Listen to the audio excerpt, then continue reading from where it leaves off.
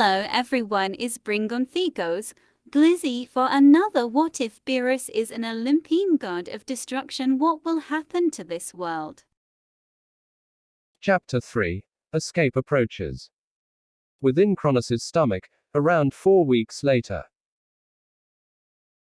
Not far off now, Beerus thought to himself, once again back into his near-meditative state with his eyes closed, as he felt the divine power that coursed throughout his entire being rising further and further to the surface with his calls. Responding much better to him than it had initially, which was a good sign. At most, I'd say in about 3 weeks or less, I'll have this power fully grasped and under my control. Just you wait, Kronos, your time is nearing its end. Beerus still wasn't entirely certain how long had passed precisely, but for some reason, he could tell that roughly a month or so had gone by since he and Hestia had been swallowed now. Beerus had just put that down to his new divinity, allowing him to be able to roughly tell how much time had passed despite the lack of a clock or something to tell him. Regardless, within that time frame, he had grown up completely. Now no longer a toddler or a child, Beerus was aware that he had become a fully grown man in that time since then. Had he been on flat ground, he would have stood around 6 foot 2 inches tall, which was significantly greater than his original height back when he was an anthropomorphic cat. His hair had grown out significantly, and even within his meditative-like position floating above the stomach acid, he could feel his longer, dark purple hair flowing down into the fluid around his upper back. His facial features were far more rugged and defined than they had been weeks ago after his first growth spurt, giving him a much more masculine appearance. If one were to have looked at him now, he would have appeared to be somewhere between his early and late 20s in terms of age, even though he was barely 5 weeks old in this reality. As for the rest of his body, well, despite the fact he hadn't really done any harsh physical training, it had somehow still grown out to being surprisingly muscular. He'd always had a rather skinny build back when he was the God of Destruction in Universe 7, but now in his new body he held a much more muscled physique. His shoulders were broad and muscly around his neck, his biceps and triceps were nothing grotesquely huge, but were still quite large, especially if he were to compare them to what they looked like in his previous life. While the cloth that his mother had given him had grown out yet again and covered him like a tunic, he could feel it wrap around his toned body, particularly around his midsection, which held fully defined six-pack abs. His once tiny legs now almost the size of tree trunks as they sifted about within the acidic fluid, full of hard, dense muscle. At this point, Beerus was past the point of questioning the oddities his new body had and underwent compared to his old one, as thinking about them just gave him a headache for how little sense they made to him. Best to just roll with it and take it in stride, even if it was utterly nonsensical. Finishing up his meditation, Beerus swiveled around towards the stomach wall, his body close enough to land attacks on it, and he grinned as his eyes opened. His body tensing up in anticipation for his only pastime outside of talking to the gut's other inhabitants, which doubled as his only form of workout. Pounding away at the inside of the Titan Lord's stomach like he was working a heavy bag, which was his way of flexing his growing control over his divine power, similarly enough to how he'd done it with his ki back in the day. He could already feel his fingers clenching into his hands, balling them up into fists by his sides before he raised them up in a mock boxing stance, just without the feet being grounded on a surface. Not that that mattered, of course, he'd grown so used to being in here now, that launching attacks with his legs proved easy as well. Once I'm out of this disgusting pit, I can then turn my assault on the rest of the bastard. The longer he had to wait for that day to come when he could finally pulverize his dear old pops, the more focused he became on making it a reality. By the time he was done with him, If he got his way, that prick would be little more than a bloody smear upon this earth when he reduced his body to dust in the wind. And if he ended up having regeneration, that just made it all the sweeter, because it meant he could make him suffer even longer and he wouldn't have to hold back. Not that he would hold back on him anyway, of course. Mercy was but a word to him now, and it wasn't in his vocabulary. Back to that again, dear brother. A regal, feminine voice cut in, sounding far from impressed. Beerus could already feel the groan rising through his throat at the somewhat condescending tone that was being leveled at him, and it certainly wasn't from Hestia. Such a tone was not something his twin was capable of, as she was far too kind for that. Yes, I am. Is there a problem, dear sister? One could practically feel the sarcasm oozing out of his tone, as his head turned to the side, and his gaze floated over to the owner of the voice. Honestly, I don't know why you bother, remarked a near indescribably beautiful, pale-skinned woman with long flowing chestnut brown hair that would have gone down to the middle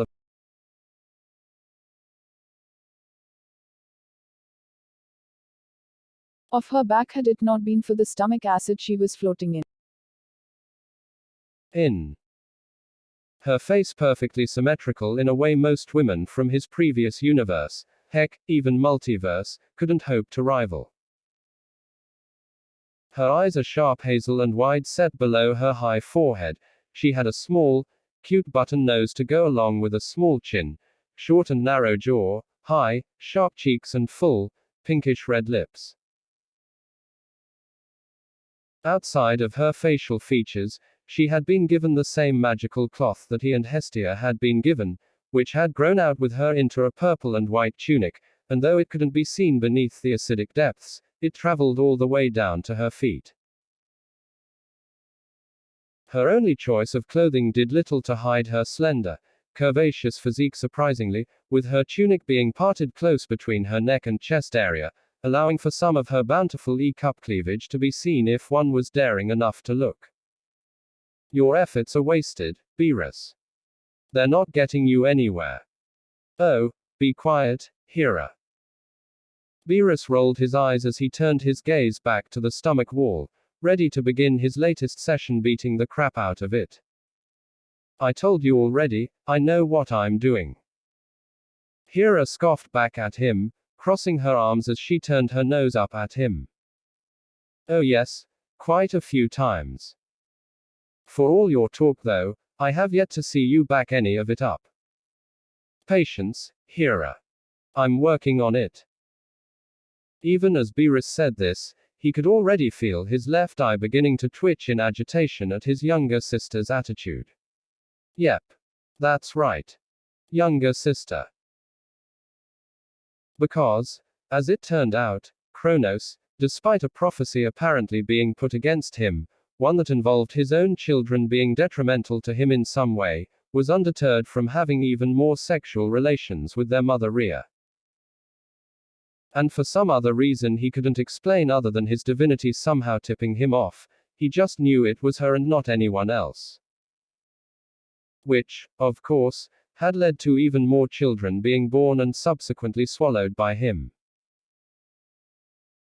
Beerus already thought the god a bastard for doing that to him and Hestia, but with one addition after another to the humble residency of his rancid gut, Beerus had quickly come to the realization that he wasn't just any foolish bastard. He just had to be a horny one as well. As far as the former god of destruction of the seventh universe was concerned, that just gave him even more reason to ensure that Kronos would never breed again after he got out of here. He and Hestia were bad enough, but now that he'd decided to add 4 more to that roster in the time that had passed, there was no question about an incoming castration for his so-called father after a satisfactory beatdown. It was beyond well-deserved at this point. You've been working on it since I was dumped in here. Hera clipped back in aggravation. In truth, it had been a little longer than that, as Hera had only showed up here around 3 weeks ago, and had already gone from the tiny baby she dropped in us, to the gorgeous goddess she was now in that time. That slight discrepancy in time hardly mattered though to her overall point. And as far as I can see, you haven't made any progress since you started. Hey, now. There's no reason to be getting upset at him, Hera. Another feminine voice chimed in before Beerus's agitation could fester any more with his recent sibling. Said goddess's gaze flickered over to the owner on her right several inches away from her. He said he'd break us all out of here eventually. He just needs more time, is all. The woman's facial features were similarly immaculate like that of Hera's with a near unprecedented beauty, only her cheeks were slightly less high and sharp than the aforementioned woman's, as were her olive brown eyes which were a tad bit less wide set. Her hair was just as long and flowing as Hera's was, only it was a straw blonde color, and she also had on a similar tunic to her as well, only hers was a grassy green, and was a little more open near the top than Hera's own, thus exposing a small bit more of her D-cup cleavage. Her figure just as curvaceous outside of that, but with slightly wider hips, and her skin was a creamy white in color. This woman was the first of his and Hestia's younger siblings to be swallowed after them, and if it wasn't obvious enough, she had fully grown out just like they had in that short period of time into a gorgeous goddess. Hera only snorted at her older sister. No reason, Don't be so absent-minded, Demeter. You've been around here longer than I have, and have no doubt seen him fail to yield any results by mindlessly hammering away at our father's stomach after doing, what was it called, meditating. Her question was clearly rhetorical, as her tone made it apparent, she didn't care for the answer either way. I'd understand if this was something he'd only just started trying out, but he's been at this same tired routine for at least as long as I've been here.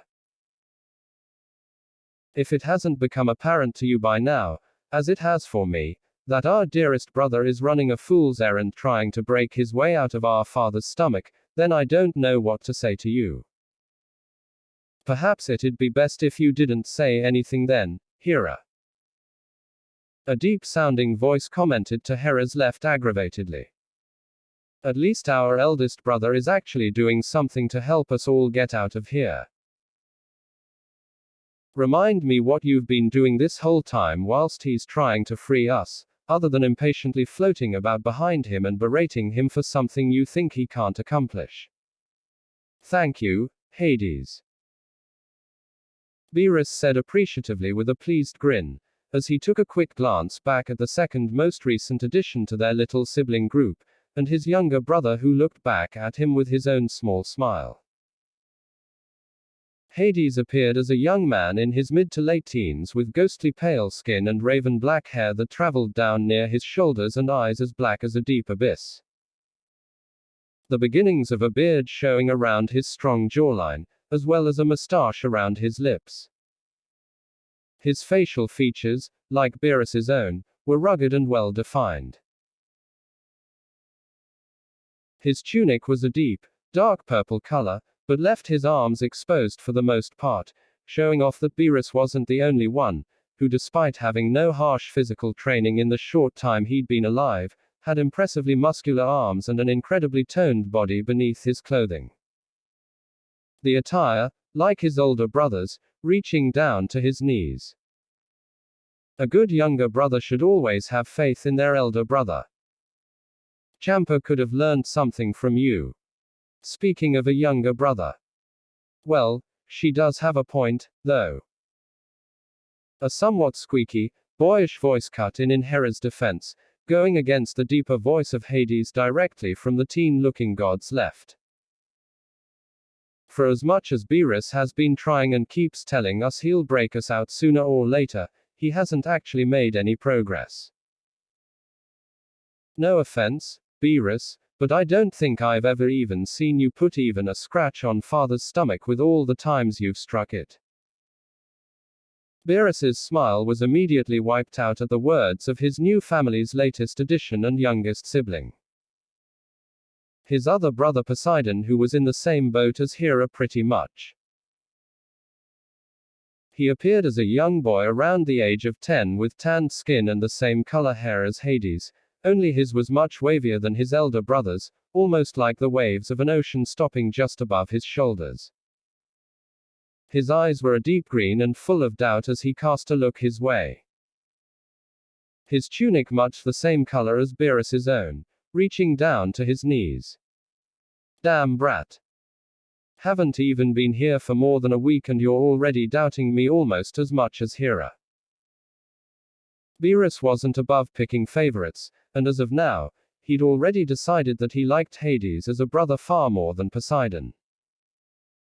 Little twerp should have been taking notes from his wise older brother rather than his annoying older sister. It was never wise to go against him no matter what the situation was. Hera's gaze shifted over to Poseidon briefly, giving him a nod of approval. Well, it appears at least one of us, other than me, has started to see the futility in Beerus's efforts. Thank you, Poseidon. At least you have some sense. Shame the same can't be said for you. She said with a look of disappointment and partial disdain as she turned her sights onto Hades, who looked back over at her with a stony expression. Honestly, Hades, you need to wake up and see the bigger picture. I need to wake up and see the bigger picture. Hades repeated incredulously, his stony visage cracking. Just what kind of nonsense was she spouting now? Yes, you do. Hera affirmed rudely, before setting her sights back on Beerus. Either ignorant, or uncaring about how Hades took some offense to her less than stellar attitude. And the same goes for you, elder brother. Whilst I appreciate your efforts to get us out of here, really, I do, you haven't come any closer to succeeding than when you started. Ugh, this time, Beerus genuinely groaned, as his face scrunched up in ever-growing annoyance. Had they been back in Universe 7, and Hera wasn't his sister like she was now, there was no way he wasn't at least smacking her to the ground for the level of disrespect she was currently giving him. Actually, in all honesty, he was beginning to wonder why, even with them being family, he hadn't done that already. Seeing as this wasn't the first time they'd had a conversation similar to this in the last 2 weeks. It hadn't taken her long to run out of faith in him, believing his efforts wasted despite his true attempt at busting out having not even come yet. And for the last time, Hera, I told you to be patient. It may not seem like it to you, woman, but I know what I'm doing, so why don't you just shut up and wait? The former destroyer of the 7th universe finished hotly, feeling his own infamously short temper rising as a deep, toothy scowl formed on his face. The fact alone that him of all people, had to tell someone to be patient, that was something even Whis would have had a hard time believing. Rather than back down, however, which would have been the sensible thing to do. His younger sister did the precise opposite. Seeing his anger rising, Hera pushed herself forward and got right up in her older brother's face. Her teeth grit down as her luscious lips formed into a deep, angry scowl to match Beerus's as her own short temper flared, not for the first time since she'd been trapped in here with him. Her hazel eyes glaring right into his amber gold pools. Don't you dare tell me to shut up and wait, brother. I've been waiting for you to do as you promised since I got here. When are you just going to admit that you're all talk, Beerus? When are you going to admit to me, to all of us, that you can't actually get us out of here? Hera all but screamed with a level of impatience that rivaled his own during his worst of times in his once tenure as a god in Universe 7, in a demanding tone that made it clear she believed what she said to be matter of fact rather than just her own opinion. Suffice to say, as usual, Beerus didn't take that well. Oh, how about never, you ungrateful cow? He yelled right back, pressing his forehead into hers, his temper flaring higher as he started to push her back. I told you and everyone else here that I'd get us out, and I intend to do that. If you just gave me some more time instead of impatiently badgering me. Badgering you. Hera cut back in, her anger having risen to greater heights as she somehow managed to push him back slightly with her own forehead, though not as much as Beerus had done to her. As far as I see it, I'm merely telling you the truth, you foolish oaf. You just don't want to admit it. She damn near screeched, forcing a cringe out of Beerus despite his own growing temper, as she jabbed one of her index fingers into his chest. If anyone is being ungrateful here, it's you for not being able to realize with that thick skull of yours that I'm only saying this for your benefit. My benefit. Beerus almost choked out an involuntary laugh at such a ludicrous statement despite his rising ire. You must have hit your head on something hard on the way down here, Hera. How in the world would I benefit from listening to you? All you've been doing for the most part is bitching and moaning like a spoiled brat.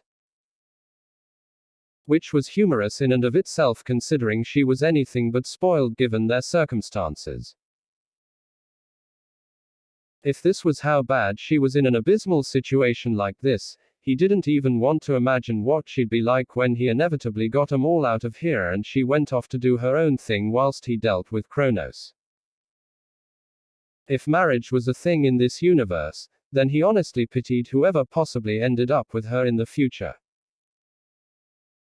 Hera's cheeks practically turned a molten red at that last comment, teeth gritting down so hard that if she were a regular human likely would have splintered from the amount of pressure being exerted. Her hair fraying on end as her hands balled into fists by her sides as her rage got ready to boil over. And Hera had no intention of stopping it as she prepared to lash out, something that Beerus was nearing the cusp of as well. Oh boy, I think they might actually start fighting this time, Poseidon muttered with concern, not really wanting to see the two getting physical with the other, as it didn't help matters. Trust me, little brother. If they do come to blows, it's not going to be a fight, it's going to be a massacre. Hades remarked astutely. Though he was in much the same camp as Poseidon in not wanting to see them turn to physicality, even if he'd personally like to see Hera get shut up at the moment. However, from what he'd seen of both in the short time he'd been around them, he knew they were both too stubborn to back down from their positions. Oh no, Beerus, Hera, please calm down. A worried expression overtook Demeter as she too watched on, stress quickly beginning to mount as she didn't want to see her two siblings get violent with each other, but at the same time, didn't quite have the courage to get in between them when they were this mad with one another. However, before the altercation could become physical, something that would undoubtedly not end well for the younger of the two parties, a gentle but firm hand was placed on the shoulders of both deities. And as soon as this occurred, both Beerus and Hera could feel their anger swiftly withering away like the dying flame of a candle against a reasonably strong wind, as they were both lightly pushed away from the other. Brother, sister, please, this is not the time to be bickering and at each other's throats like this, the soft but stern voice of the eldest of the 6 siblings cut in, drawing both Beerus and Hera's attention to the former's twin. The glowing eyes of Hestia wrought with her own concern and worry for where the altercation had been leading. Like her brother and her younger sisters, the eldest daughter of Kronos had fully matured into the appearance of a near incomprehensibly beautiful woman. Just like her younger sisters, she had nigh impossibly immaculate feminine facial features, with the only difference between herself and Hera being a slightly bigger nose and a marginally lower forehead, with her black hair now long enough to reach the middle of her back had it not been for the harmless acid she was forced to float in. Her slim, yet bodacious figure was wrapped up in her own blanket-turned tunic courtesy of her mother, which was brown in color. Unlike her two sisters, however, her tunic for some reason didn't have even the tiniest of openings near her chest area, as it was fully covered up quite conservatively. Though, this still did little to hide her impressive bust pushing out through the magical fabric, that even hidden beneath her clothing, rivaled that of Hera's in size. Her presence up close, as it had done before, having a calming effect on those around her. This was far from the first time they'd been in each other's faces in the short time they'd been with one another, and up to now, she hadn't gotten involved as they usually passed by pretty quick with both turning the other way annoyed with the other, and that was about it. Now though, as much as she disliked having to do this, she had to get in between them and quell their spirits down before it went too far south. Seeing such a look on Hestia's face, now that the two of them had had their fiery tempers drowned out, managed to bring out a feeling of regret in both parties. Quite the feat even for just doing it to Beerus alone, considering how sparsely he regretted anything he did in the past with his previous life. Not that any of his new siblings would ever know about that. Sorry, Hestia. It appears that I allowed my emotions to get the best of me, Hera apologized sincerely. A far cry from the hot ball of fire that her temperament had been not even a moment prior. Yes, I suppose I may have gotten a little too heated as well. Beerus ground out his own sort of apology with a bit more difficulty, rubbing the back of his head awkwardly, not too dissimilarly to a certain scion he used to be acquainted with. Like his sister, only to a far greater extent, apologizing wasn't something he was all that used to doing, unless it had involved the Omni King or the Grand Priest back in the day.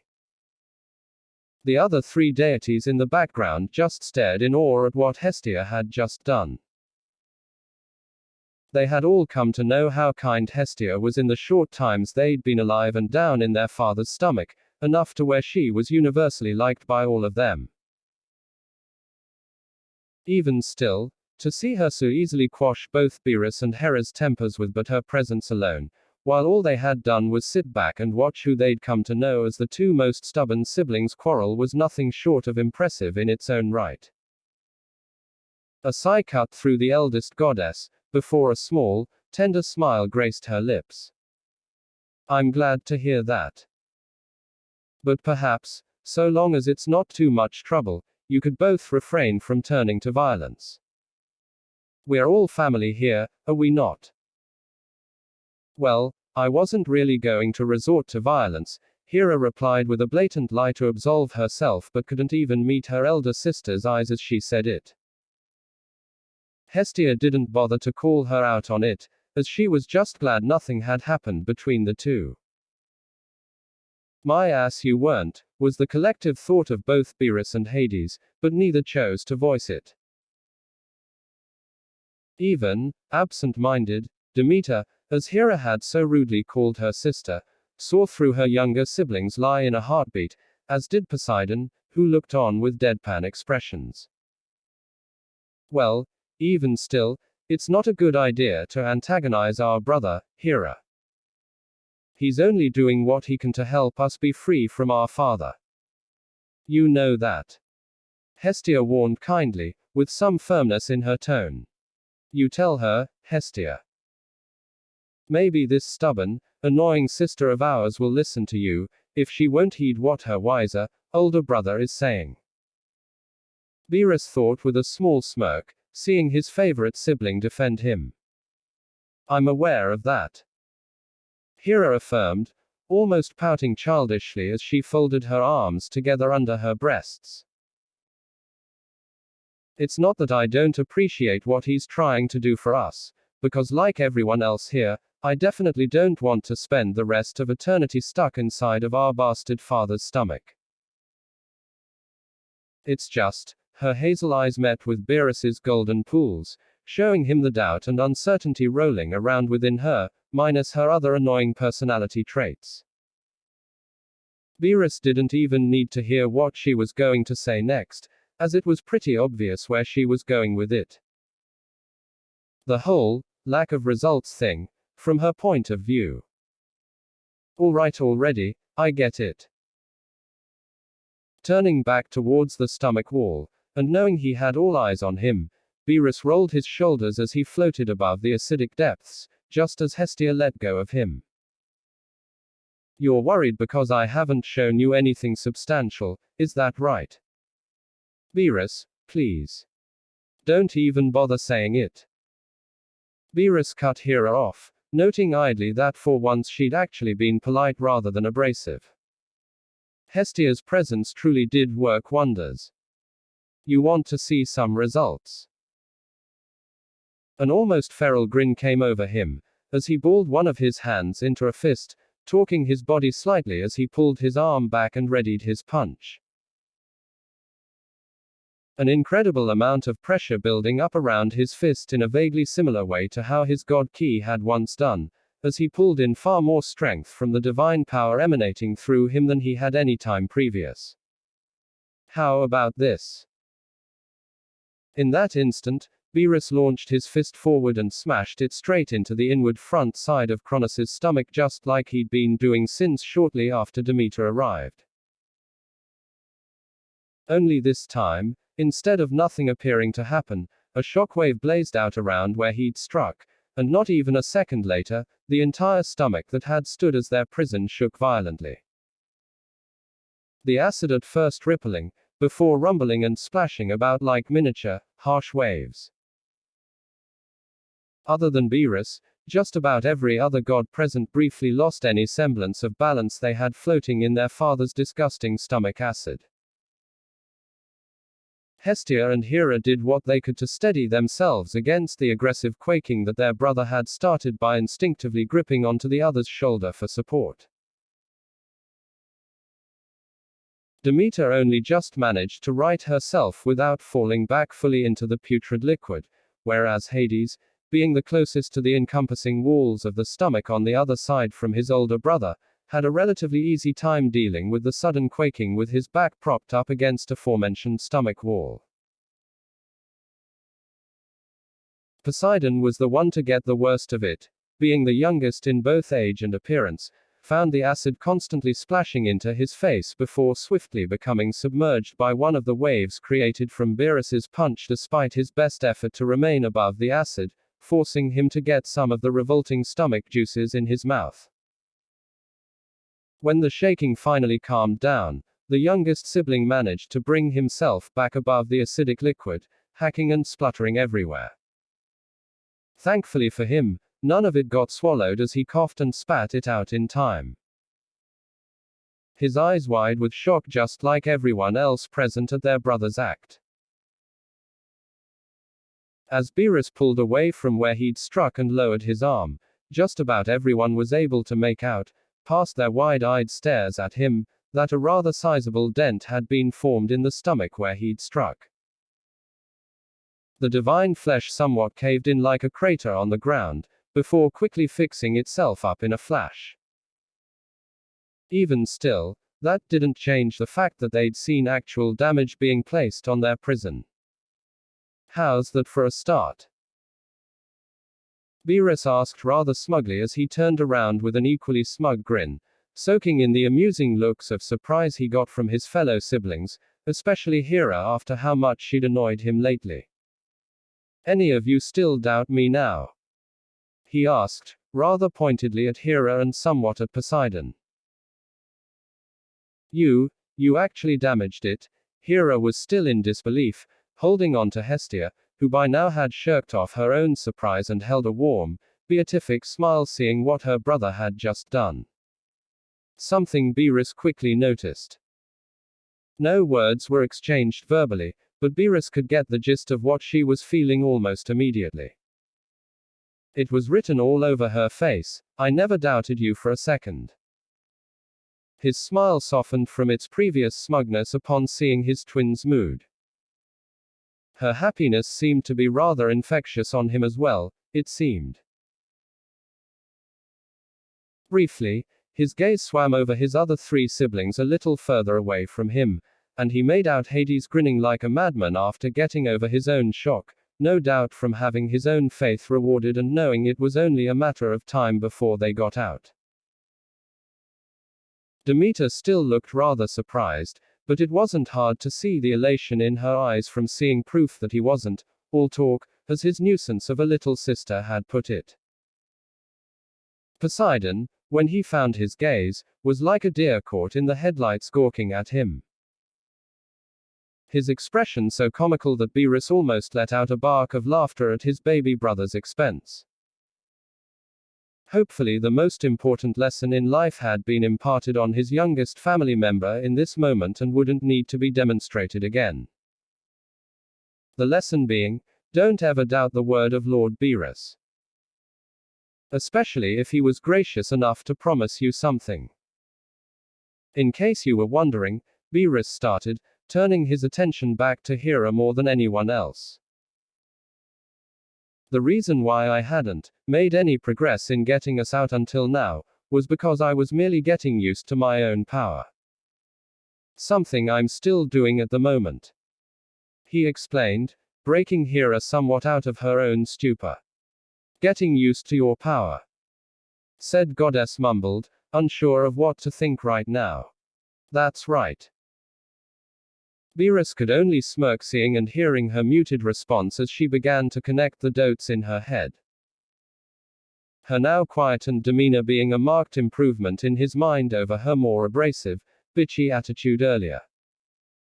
All this time, I haven't actually made an attempt to get out. What I've really been doing is testing what I'm working with, and I'm almost done. So, does that mean you'll be getting us out soon, brother? Hades asked him with his arms crossed, his teeth showing through his growing grin. One that Demeter mirrored close by, minus the teeth, and even Poseidon smiled at nervously. What do you think? Beerus replied back with an amused look, knowing that his brother was well aware of the answer already. Then, making sure he was looking over all of them, the former destroyer god of Universe 7 allowed one of the most savage smiles he'd ever had to form on his face as he continued. Listen up. I'm only going to say this once, so don't make me repeat it. Seeing that he had everyone's rapt attention, particularly Hera's after seeing that she'd been proved wrong, he pressed on. I made you all a promise that I'd get us out of here, and as I've said before, I intend to do just that. All I need is a bit more time, that's all. Rest assured, I'll let you all know when the time is right, and you can believe me when I say this. Bringing his arm up in front of him, he closed his hand into a fist once again and allowed the pressure from before to build up over it again, something that was felt by all those present this time without him having to strike the stomach. Like a foreboding, ominous force that made it clear everything he was saying was inflexibly true, as his golden eyes seemed to glow similarly to Hestia's, only with overwhelming raw power just waiting to be tapped into. Rather than any of them be intimidated, however, all that could be seen across all of their faces, including Poseidon and Hera especially this time, was hope and excitement, as they heard his final words. Our days trapped inside of this bastard's gut are numbered. Meanwhile, near the summit of Mount Lycaos. The time is coming. He'll be here soon, thought Rhea, as she lay out on the very same rock slab she'd put herself on when birthing all of her previous children.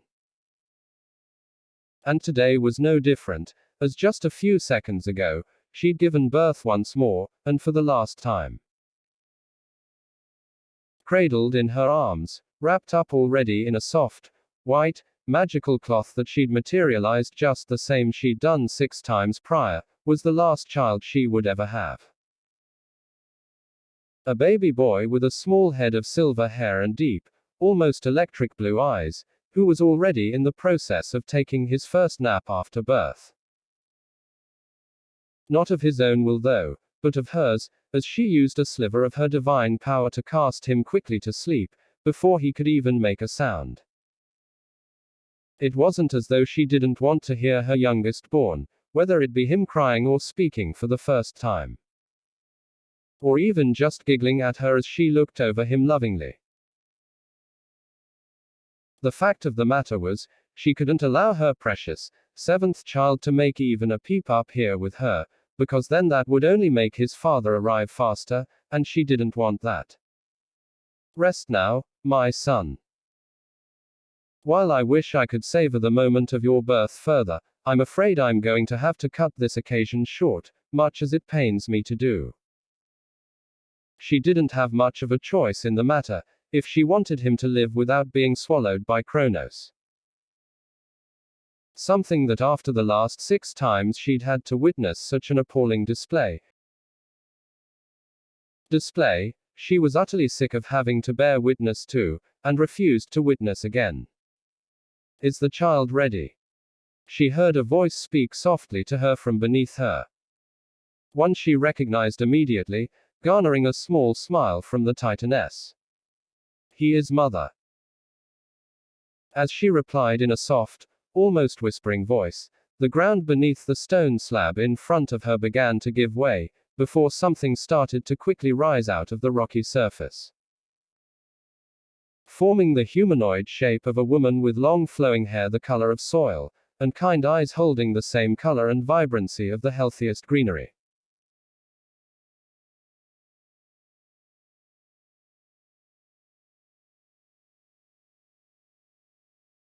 Greenery. Her skin holding the same shade as the most healthy roots within the earth, her face held a level of natural, feminine beauty that looked to have been molded immaculately by nature itself, which wasn't far from the truth considering she essentially was nature itself. Her body held no cloth to cover itself, instead having certain areas of her divine, primordial body covered in lusciously saturated, bright green moss, such as her chest, upper arms, waist, hips and thighs. All of which were well proportioned, with large, round, G-cup breasts and pert, brownish nipples, sublimely slim waist, wide birthing hips, firm, round ass, supily thick thighs and slim legs. Moss and soil dotted around where her womanhood laid between her 2 pillars of nature-covered femininity. The naked primordial goddess of the earth, Gaia, looked down at her daughter and grandson laying in her arms with a tender smile of her own, as she raised her arms out towards the recently born god. Give him here, Rhea. I shall ensure he makes it to Amalthea in Crete, away from his father. Thank you, mother. Rhea said earnestly with a growing, somewhat sad smile, as she handed her baby boy over to her mother's waiting arms. Words cannot express my gratitude for you doing this for me, and for him especially. It is all right, my dear child. I'm more than happy to give you both some assistance. Gaia replied with a motherly smile full of affection for her daughter. I simply could not allow things to stand as they were. Kronos has allowed himself to sink to the same lows as his father Uranos. First with the re-imprisoning of the Cyclopes and the Hecatonches, and as of late, the horrendous act of devouring his own progeny. A deep frown painted its way over nature's lips. As his mother, and the giver of all life, I have been truly revolted by his actions of late and could not allow him to stand any more without some intervention. And indeed, she was. For shortly after Rhea had realized she was pregnant for the 7th time, she had come to her for help in protecting her now-born baby from her husband and the same fate that beheld his siblings. Something which Gaia had gladly accepted doing, tired of her son's antics. Before I leave for Crete, would you mind telling me his name?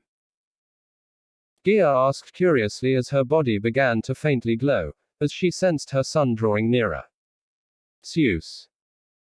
Rhea said warmly, brushing one of her fingers against her little man's pudgy cheek just below one of his closed eyes. That is to be his name. The glow around Gaia began to intensify as she nestled the newborn god against her naked bosom, something that even in slumber, he seemed to take quite nicely to, and flashed a maternal smile down at him. Zeus, a fine name indeed. She nodded appraisingly, before casting one final glance down at her daughter, as her and Zeus began to dematerialize down into the rocky surface itself, which was her way of getting back to Crete undetected by her son. Good luck with your other children, Rhea. I have no doubt that you'll find a way to free them as well. Rhea nodded affirmatively with a determined look in her eyes as her mother and son vanished before her eyes barely a second later. Then, without missing a beat, Rhea reached out behind her, grabbed hold of a nice, smooth slab of rock that was about the size of one of her newborns, and used her magic to form an identical blanket around it to that of what she'd put Zeus in. She then held it close and with care, to make it truly look like this was one of her children, as she waited for Kronos to arrive. What she was about to do was risky, she'd freely admit, but she had faith that this little bait and switch of hers would work. For outside of her own feelings of disgust and anger at Kronos that had only increased each time he swallowed one of her precious babies, she had noticed something. With each subsequent swallowing, Kronos seemed to pay less and less attention to what he was being handed to devour. Her most recent offspring before Zeus, Poseidon, had proved that to her, when he hadn't even bothered to look at him at any point as she handed him over and he swallowed him. That kind of negligence was what she was banking on, and once that was out of the way, she would get to communing with another deity that had agreed to help her. A minor ocean goddess that was the daughter of her eldest brother Oceanus and eldest sister Tethys. Someone she'd befriended quite recently mainly for the use of her intelligence to help her come up with a plan to free the rest of her children. She didn't worry about Helios exposing what she was about to do to Kronos, as she knew him to be someone who didn't seek to get involved in such matters. A neutral force, if you would, which she inwardly thanked him for being, as otherwise there wasn't a chance in Tartarus that this would actually work. As she saw her husband come into view before her, already in his normal Titan size, weirdly clutching his stomach for some reason, she prepped herself for the deception she was about to pull. And as he got close to her and outstretched his hand without a word, and once again didn't even bother to look at what she was handing him, Rhea couldn't help the smirk that briefly crossed her features out of his sight, knowing that her risk had just been rewarded. Just then, back inside Kronos' stomach. I think that's about enough, for now. Beerus thought to himself with satisfaction as he finished his latest striking session with the inside of Kronos' stomach and floated back. Now, after his little demonstration earlier, no longer having to worry about Hera annoying the shit out of him with her nagging. Hey, feels good to finish up my practice like this and not have her trying to yap my ear off.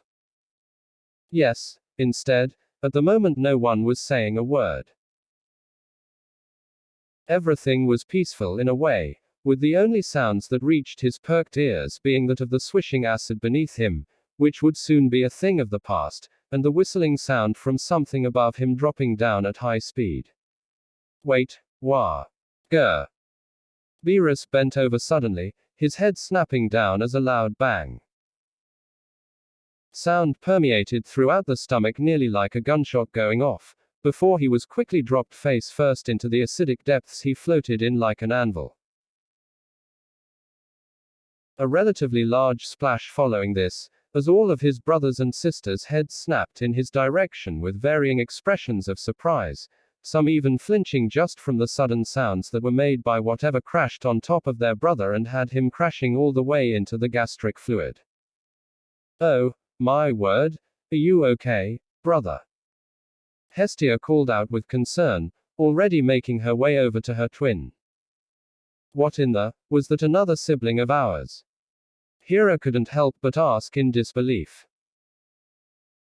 If it is, they must have been pretty heavy to make an impact like that, Poseidon remarked observantly, something that Hera, Demeter and Hades all wholeheartedly agreed with, as a sweat drop formed over all their heads. Grr. What the fuck? Beerus roared angrily as he jolted back to the surface, a large lump having formed on his head that was already shrinking thanks to his divine healing factor. Eyes red with veins like shattered glass and irises glowing with wrathful vengeance, lips stretched out into a tooth-bearing, primal scowl as his hands held up the object that had slammed down on him. The blanket having come away from it and floated into Hestia by the time she'd made it over. A look of both curiosity and confusion marring her beatific features as she picked the fabric up and stared at it, before chancing a glance at her brother, who held what had to be the most comically enraged expression she'd ever seen on him to date. A fucking rock. Beerus yelled, all but spitting fire and brimstone as his teeth ground down hard enough to turn even the hardest of metal into paste. His hands shaking as they gripped onto the offending object, like it had just given the most grave of insults imaginable to the former God, before he pulled his arm back with it firmly held in his tightened grip, and threw it with all the force he could muster. Upon impact with Kronos' stomach, the already dissolving rock shattered into innumerable pieces that fell back into the acid's depths and quickly started to dissolve into nothing. Is this a joke? Is that bastard trying to mock me? How could it not be? Kronos didn't seem the type to do something like eating a rock without a purpose. He'd no doubt felt his attack earlier, and that had probably been his way of getting back at him. Yeah, that made sense. He'd swallowed that just now with the intention of hitting him with it, the son of a bitch. He'd even wrapped it up in the same cloth Rhea put each of them in after birth, just to drive home the mockery. Damn him. Just for that, he was going to enjoy making him suffer even more once he got out. Go ahead and enjoy yourself for now, Kronos, but just you wait, you arrogant prick. Once I'm out of here, I'll make you regret the day you were ever born. Chapter 4, The Escape. On the Isle of Crete, roughly 3 weeks later. The magnificent rays of Helios blared down upon the land at his highest peak in the heavens, which was called midday by the other gods for the sake of convenience. The sun's heat blazing down onto the earth below, creating quite the heated environment outside across the endless lands and sea. Within one of the caves upon a mountain in Crete, however, the sun's rays only just managed to peer in, as though the cavern itself sought to hide something within. Or rather, someone. The time draws near. Upon the time where Helios begins to set is when we should head off for Mount Othries. A feminine voice intoned observantly, looking out from within the cave with a keen eye for the Titan god's travels. The voice itself belonging to a breathtakingly beautiful second-generation Titaness with her slender arms folded beneath her chest. Her dazzling turquoise pools following her fellow deity's trajectory as her long flowing, silky smooth, jet-black hair that cascaded down to her lower back. A few dark strands framing either side of her face as they reached below her exposed, pale shoulders. Her facial features themselves, like pretty much all of the goddesses, consisted of eyes that were widdy set below a fairly high forehead, with a small, but adorable button nose. Her jaw was both short and narrow alongside a small chin and high, sharp cheekbones. Her lips were thin and pinkish red, with skin that was a creamy white as she stood at about 5 foot 3 inches in height. Perhaps the most distinguishing part of the goddess, however, was that at present moment, she was completely naked. Her hourglass figure that few mortal women across other universes could conceivably achieve bared in all its splendor to the elements. From her slim waist and taut belly showing off her tiny belly button at the center, to her impressively wide hips and tight, plump ass. Her butt cheeks forming the shape of 2 round, succulent buns that just about any man would be enticed to squeeze for all they're worth. Leading down from those supple, creamy crescents of flesh showed off her thick thighs and relatively slim, but curvy legs. Up top though, resting above and pushed up by her folded arms, was her modestly large D-cup breasts. Their soft, lily-white flesh spilling out over her forearms as if they were merely a pedestal to show 'em off, accentuating both their perkiness and pliancy. Rosy pink nipples standing atop the peaks of both fleshy mounds of heaven, fully erect like delicious cherries as the winds licked at them. It's about time. A deeper, much more masculine voice replied calmly, as its owner strode up towards the goddess, who didn't even need to look back at the man behind her to know he was smirking, as a massive, muscular arm coiled around her shoulder. Standing beside her now at roughly 6'5", over a head taller than the goddess, was a tall, muscle-bound man with long silver hair that flowed down just past his upper back, with some strands also framing the sides of his ruggedly handsome face. His eyes an electric blue, and jawline remarkably square and sturdy looking. A surprisingly well-groomed, curly beard the same color as his hair accompanying it that fell down close to his rock-solid chest. His entire body was completely exposed to the elements, and as bare as the day his mother had birthed him. Showing off his broad, muscly shoulders, hard pecs that looked to be chiseled out of the finest granite, fully defined six-pack abs that looked like they were forged from the greatest steel, and huge, bulging biceps so dense with muscle that they put just about every bodybuilder across countless other realities to shame. His legs were somehow bigger than his arms were, resembling tree trunks with how densely thick they were in terms of muscle. That was to say nothing of the man's third leg the goddess could feel rubbing up against her outer thigh teasingly. Its long, hard shaft she could feel pulsating against her pale skin, but for the moment, she ignored it. I don't even want to imagine what it must be like for them to have been trapped inside of Kronos's stomach all this time since their birth. Especially for my eldest brother and sister. The silver-haired man paused for a moment, as his eyes stared off into the direction of Mount Othries. A deep, serious frown painting his lips for the briefest of moments. It won't be much longer now though before my siblings can finally be rescued from my bastard father. The goddess beside him could practically feel the venom coming out of the man's voice at the end there, which came as no surprise to her. Since the moment he awoke on Crete, Amalthea and Gia had been taking care of him in place of Rhea. Little time had been wasted from what she knew of them telling Zeus of the fate that had befallen his siblings. Gia in particular had spared no expense in telling him about the atrocities that her son and his father had committed.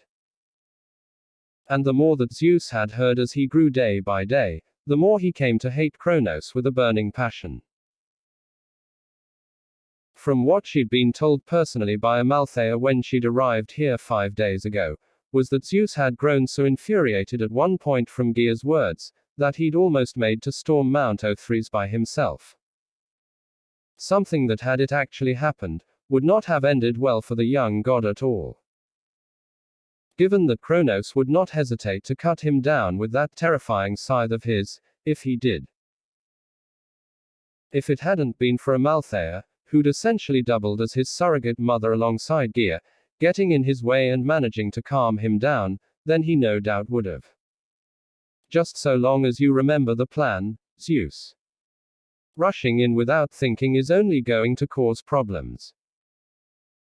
If he was going to rescue his siblings and get some revenge on Kronos, he'd need to be smarter than just storming a place like Mount Othries on his own, after all. Even with the power he'd quickly gained over the passing trio of weeks. Being trained up by the nymph and primordial goddess in combat and his inherited divine powers, it wouldn't be enough on his own. She felt the man's lips press into her cheek with a soft kiss not a second later as he leaned down. Their eyes meeting as he smiled at her. Don't worry about it, Metis. I haven't forgotten what you and my mother came up with. As he said this, the youngest born of Rhea's children, gained a certain look in his electric blue pools. His head lowering down shortly thereafter, as he pressed his soft lips against her neck. His lips parting as he suckled on her flesh, garnering a pleasant moan from Metis.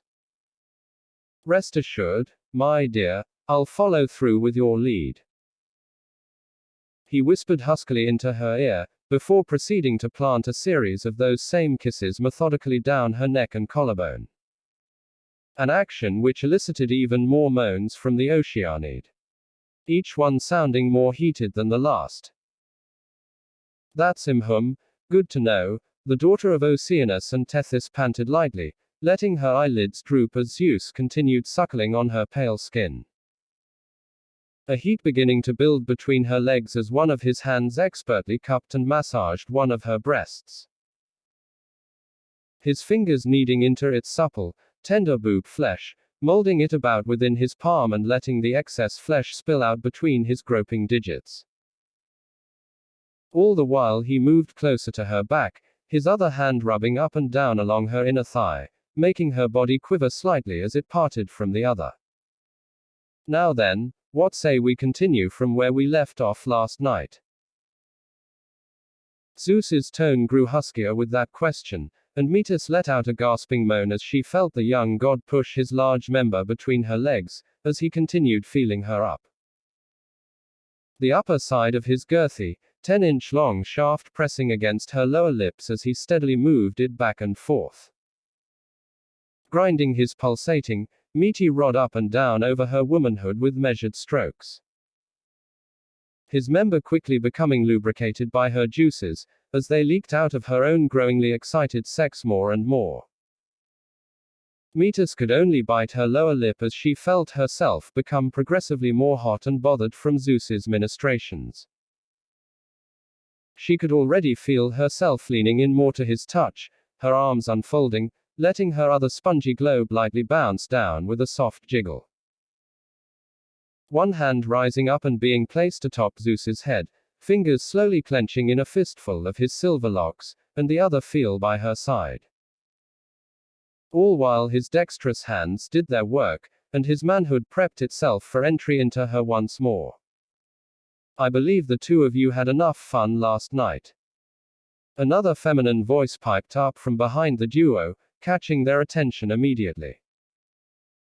I'd prefer it if I could actually get some sleep right now, seeing as I couldn't get any the other night. What with how boisterous you two were. A blush of embarrassment colored Metis's cheeks in that moment, and Zeus in that instant almost looked sheepish as they both turned their heads to look behind them. Having strutted just out of the more obscuring shadows of the cave's inner section, stood a tired-looking, annoyed woman with wavy brown hair that fell to her back, with a noticeable and distinct set of goat horns adorning her head. Her skin was more placid than the ocean nymphs, with facial features holding a similar level of beauty to Metis, but with a slightly larger nose and sleeker cheekbones. Her red lips pursed downward in irritation as her olive eyes stared at the two. Her figure, like the two in front of her, was completely exposed. Her ample C-cup bosom on full display as the lukewarm air entering the cave licked across her brownish-pink areolas and teats. Her waist a little chubbier, hips a small bit wider, and thighs a touch thicker than Metis' own. In place of regular feet were hooves like that of a goat, with the lower section of her legs being the same as one as well. Her additions to her appearance signifying her as a unique breed of nymph closely related to the animal she'd inherited her features from. With her arms crossed quite like Metis's had been, the Oceanid found her embarrassment mounting as the goat nymph who'd helped raise Zeus stared annoyedly at them. Her gaze taking on a disapproving look, more towards the aforementioned god than her. Knowing full well he'd been the one to initiate. Oh, Amalthea. Zeus smiled at his foster mother, with not even a hint of shame or guilt on his face. My apologies if we kept you up last night. I honestly didn't think that'd be the case, seeing as the cave is magically enchanted to muffle all sound coming in and out. And I had thought you'd slept outside last night, seeing as you told me you were thinking about resting for the night at the bottom of the mountain. The young god explained, while making sure his eyes kept level with her face and didn't dip towards her perky tits that he'd suckled from during his first few days here. An activity he wouldn't mind partaking in again, if he could, what with how delicious her milk was. Come to think of it, if Gia was still around like she had been for the first 2 weeks of his life, he wouldn't mind having a go at her enormous melons either. He could only imagine how heavenly the primordial earth goddess's boobs would feel within his grasp, or even better, sandwiched around his. NGNN.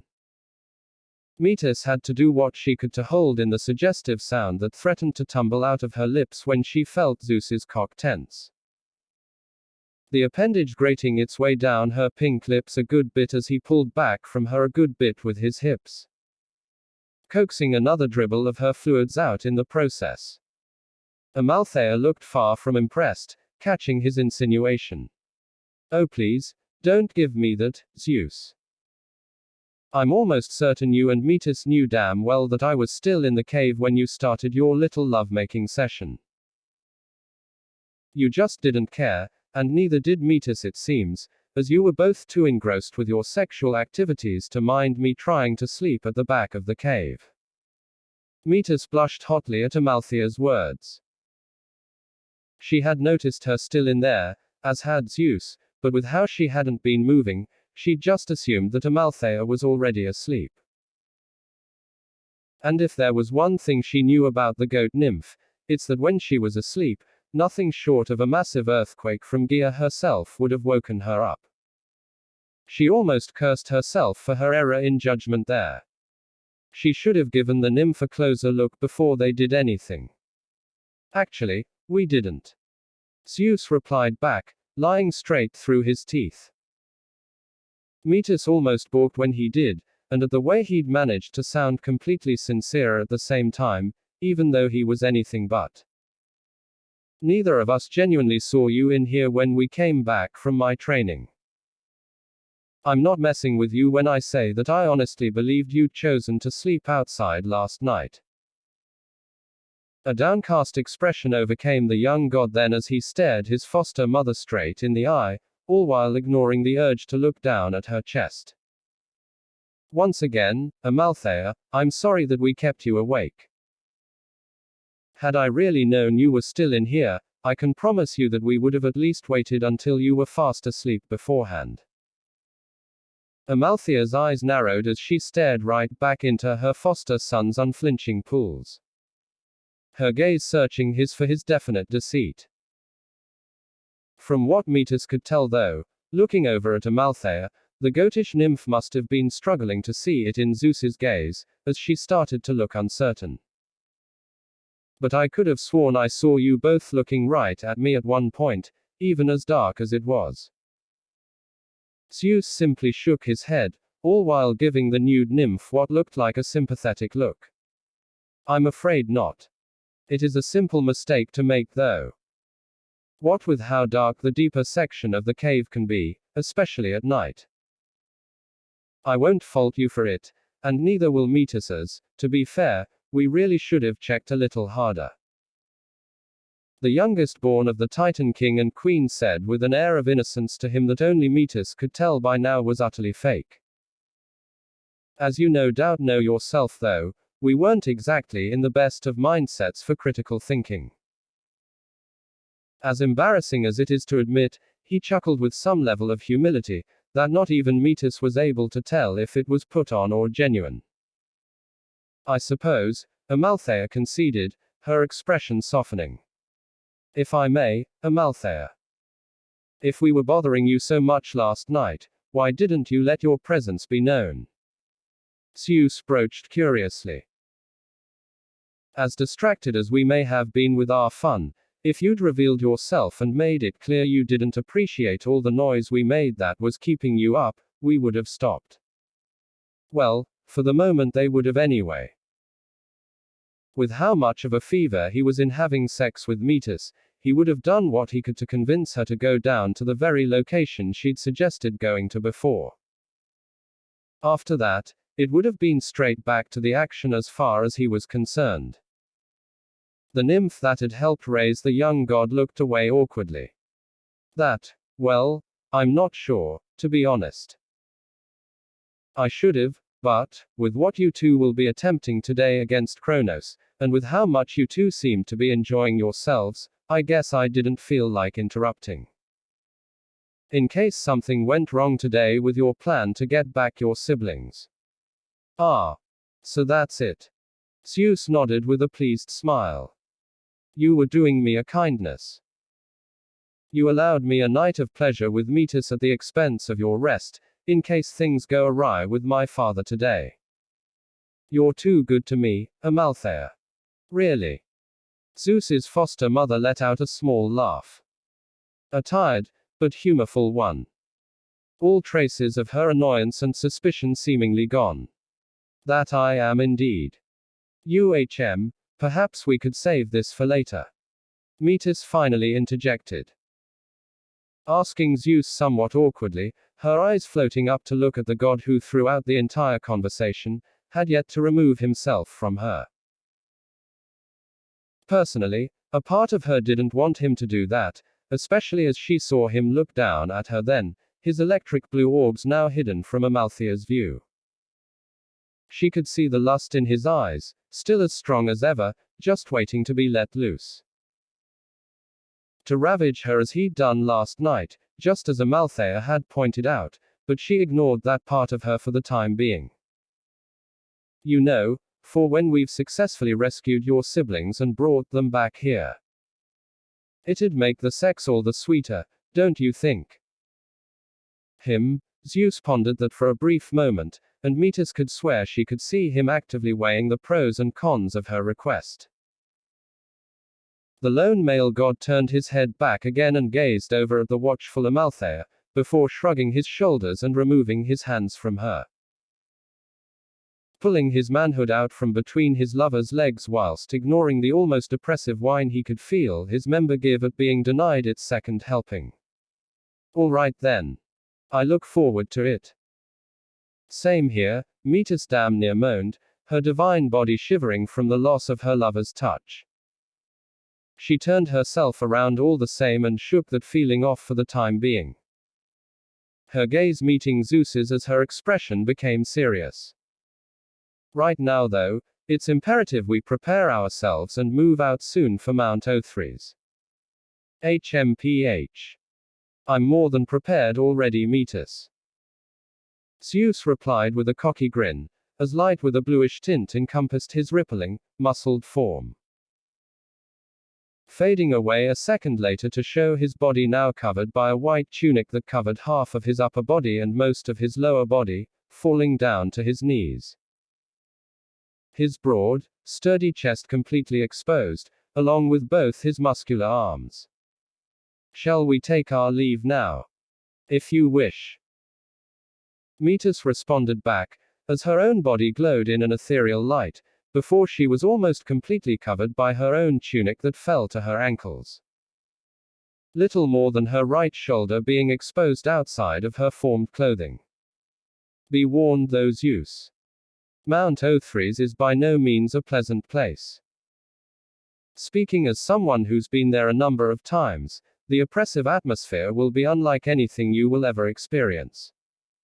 I'm sure we'll be fine. Zeus assured her, though he wasn't foolish enough to completely handwave off her concern. If she was telling him this in advance, he'd have to take it seriously. We'll see you later, Amalthea. Zeus called back to the kind-hearted nymph, looking back at her one more time with a confident grin. Be sure to get your rest. Who knows? By the time you wake up, we may already be back with my brothers and sisters in tow. We can only hope. Amalthea replied with a small smile. Safe travels to you both. You have my utmost blessings to see to your success. Zeus and Metis both nodded at this gratefully, as they turned towards the cave's entrance and made their way out. The two disappearing from Amalthea's view less than a moment later. As they moved down the mountain, Metis turned to Zeus with a disappointed look. Zeus, why did you lie to her like that? That was totally irresponsible of you. What she doesn't know won't hurt her, was Zeus's simple reply, before turning his gaze to her. And besides, I didn't see you piping up back there. You could have easily told her I was lying, yet you held your tongue. Care to explain that? Well, Metis looked away, another blush coating her cheeks as a mixture of embarrassment and shame etched its way on her features. Are you Yes. Zeus asked rather innocently, giving her an expectant look. Go on. Well, I suppose it must have been the shock of how brazenly you lied just there, that had me speechless. Oh. It was the shock, was it? Yes. That was definitely it. Zeus rolled his eyes, able to hear the uncertainty in her words. You'll forgive me if I don't quite believe that, Metis. Regardless though, that isn't important right now. What is freeing my siblings from my bastard father. And then having some incredible celebratory sex with the Oceanid once they got back, as he didn't even entertain the idea that they might fail. Deciding it'd be best for now to just leave that conversation as it was for the time being, Metis quickly brought herself back to the task ahead. Later that day. Oh, my word, was Zeus's first thought, as his jaw hung open, almost dropping to the ground. His eyes having widened like saucers and pupils shrinking to the size of pinpricks. An involuntary shiver crawling up and down his spine, and he was pretty certain he'd felt his legs almost buckle beneath him. Stood just up ahead of him and Metis now, situated at the highest peak of the utterly massive Mount Othries, was a giant castle fortress. One that spanned out almost 1,000 feet wide with its sprawling, sturdy outer walls that reached well over 300 feet in height, with battlements, towers and drawbridges set up all throughout. Walkways lining the top of the walls connecting and leading out to each of the structures connected therein. As his sight scanned closer to the center of the complex from where he stood, he could see the main section of the castle growing taller and taller, until it eventually pierced so far into the heavens themselves that he couldn't even see where it ended. The dark, foreboding clouds that gathered around the fortress blocking the tallest part of the castle from view after about 2,000 bloody feet high. The aura the whole place gave off was like nothing Zeus could have ever imagined. No matter Metis's warnings, nothing could have prepared him for the gargantuan, intimidating structure that stood before him in all its glory. A wave of fear passed over the young deity, as he felt like little more than a pathetic ant standing close enough to see his father's stronghold for himself. I did try to warn you, Metis remarked, though her voice came out much more tense than he'd ever heard before. Even when she'd referred to this place prior, she hadn't sounded even a tenth as tense as she did now, which just went to show the kind of effect this place had on her when in its presence. And she'd been here before. I myself don't come here much, but whenever I have, I can never stop the feelings of dread and fear that claw at me. Zeus swallowed hard, somehow managing to regain the feeling in his jaw and set it back somewhat from its unhinged state. Yeah, I see what you meant now about this place. Talk about a huge understatement. His confidence had all but evaporated as soon as he'd bared witness to this monstrous structure that literally oozed an aura of terror into the air. A part of him actually wanted to cut his losses and run for it even, but he squashed that feeling with ferocious expediency. And despite the fear clawing in his heart, he walled himself off from the unbridled dread and negativity seeping from the castle and steeled himself for what had to be done. That doesn't matter though. You and I came here to rescue my siblings, and that's exactly what we're going to do. Right. Metis nodded resolutely, pulling a small, capped container out from seemingly thin air. Just to go over it real quick, our plan is to slip some of this potion I've been brewing for a while into Kronos's drink. Thanks to Rhea, I'm fully aware of the exact time that just about every feast within the castle takes place. Not that any of the Titans needed food or drink for sustenance at all. It was just one of the ways they spoiled themselves in their own form of luxury. That and the plethora of nymphs that always attended, either because they wanted to, or were afraid of what would happen if they didn't. It didn't take a genius to figure out what the Titans would want with them. It won't be long now before the feast kicks off within the castle. What we'll have to do is infiltrate and get into the main feast hall where Kronos is bound to be. From there, we have to find a way to slip some of my brew into his drink. Is there any significance to the feast, or is it just there for them to indulge? It's both, really. Metis explained. They love to indulge in the taste of food, wine and sex on the regular, but this day in particular means something to them. According to Rhea, every month on this exact day is used to celebrate the dethroning of their father Uranos. Kronos in particular, never forgetting this occasion, since he was the one who dealt the finishing blows to him and took over in his stead. This day was used to celebrate their rise to power in overthrowing their own father, Oh, the irony. And you're positive that this plan will work? Zeus felt like asking, finally tearing his eyes away from the stronghold before him. Metis put on a smile of confidence. Absolutely. So long as we manage to get this in his drink, even just a single sip from his chalice should have him doubled over and retching his insides out within moments. I made certain with all the time I had that it was potent enough that no one would be able to resist its magical effects once they kick in. Not even Kronos. That's good to hear. Zeus managed to smile himself. Right now, I don't know how I'd be able to do this without you. Metis's cheeks tinted slightly red at this, but her expression schooled itself into a more stoic one. That's nice of you to say, but let's save the compliments for after we've got this done, and we're all safely away from this place. Us, your siblings, and your mother especially.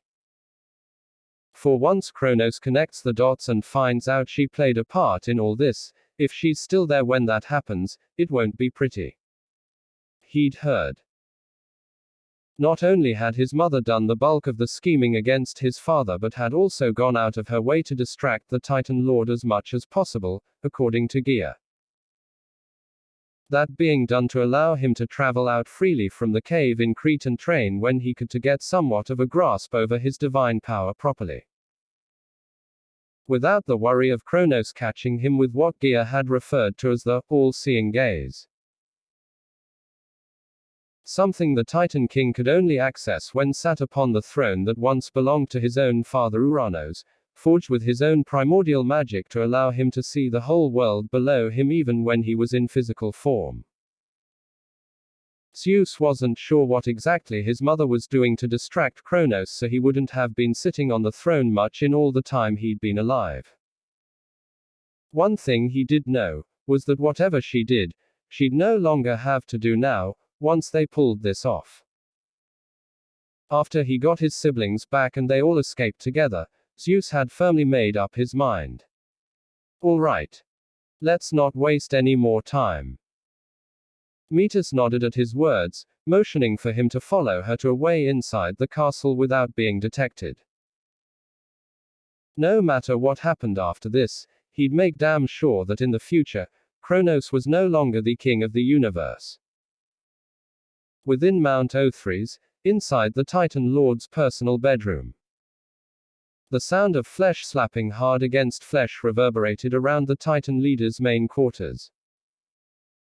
Bouncing off the sturdy, high walls of the room almost like a loud bomb was going off several times a second. Beyond that, the sound of loud, aggressively sexual grunts were mixed in. The distinct noise of a bed creaking and shaking like a lone leaf in the wind, with muffled cries and moans could be heard bellowing out into a soft, magically enhanced mattress that held an absurd level of durability, withstanding the literal shockwaves being generated and absorbing them. At the center of it all, was the Titan King and Queen, fully naked, and currently in the act of coitus. Both deities atop their large bed, with Rhea shoved down face first into the bed sheets, with her ass raised up in the air as the current king of the universe took her from behind mercilessly. His hands gripping her hips similar to a vice as he leaned over her.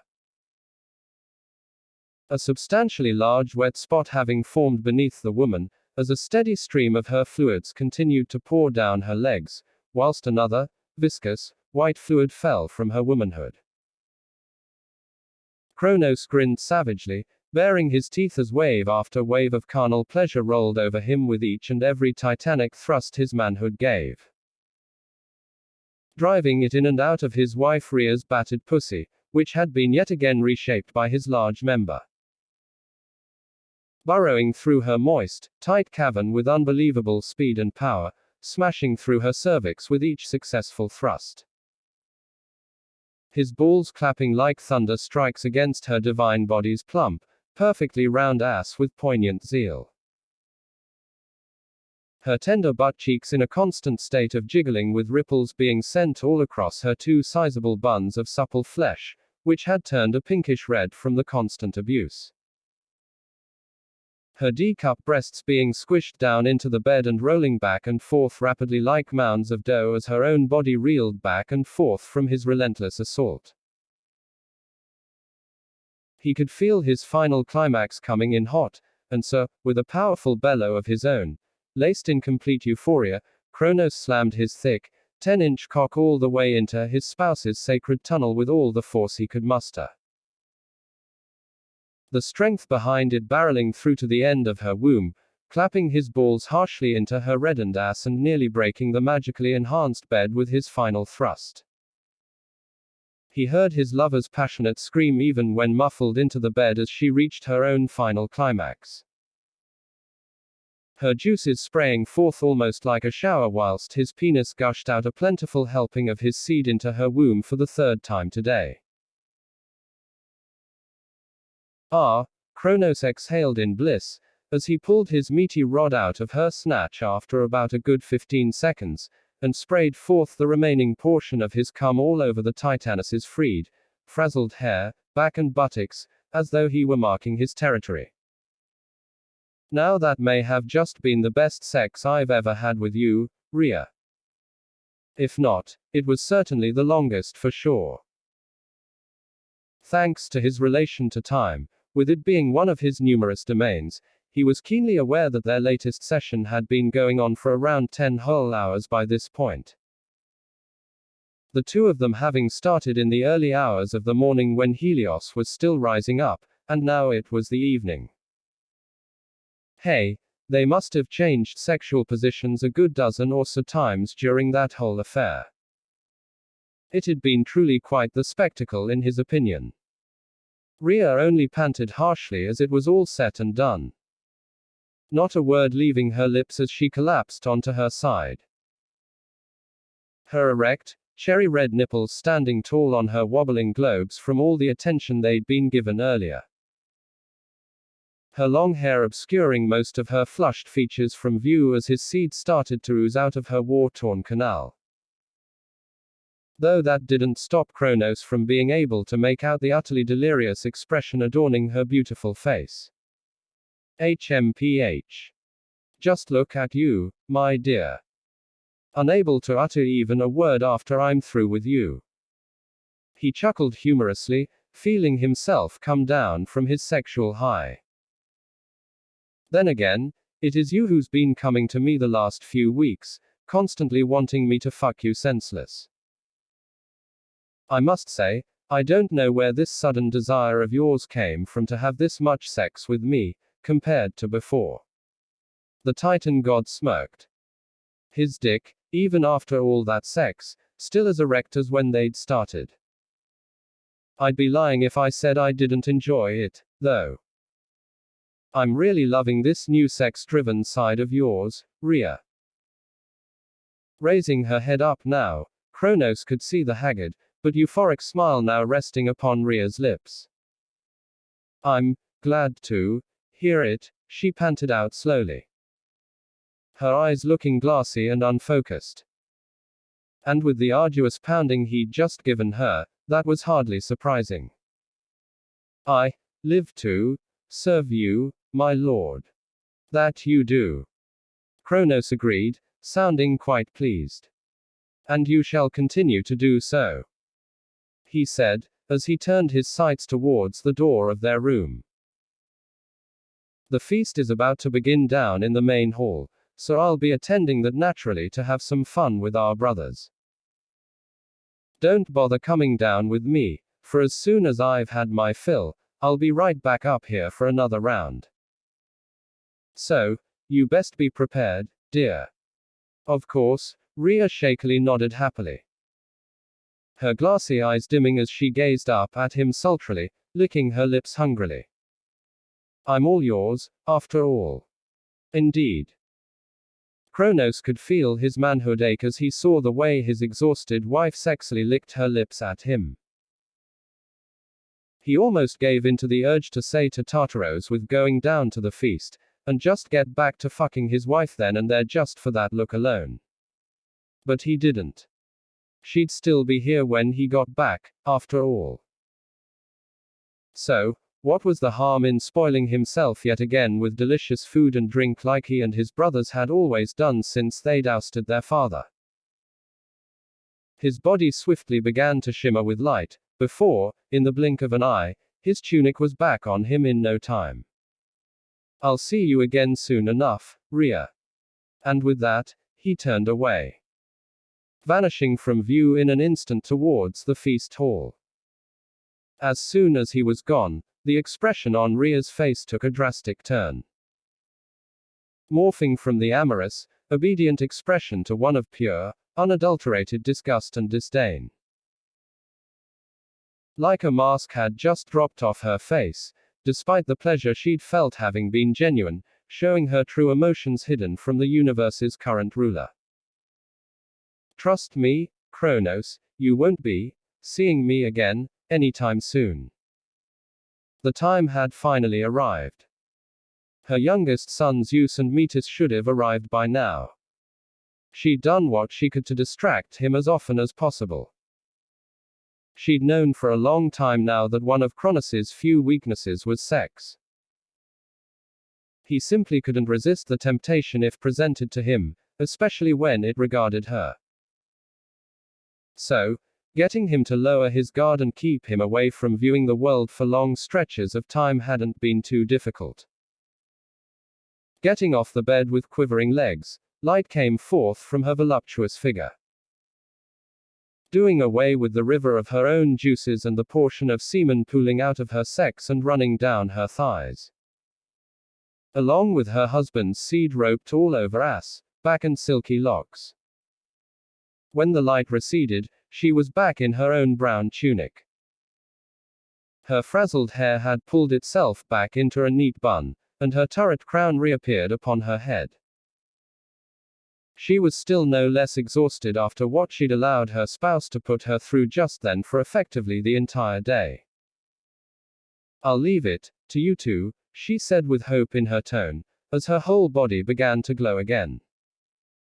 I'm counting on you, please, save them.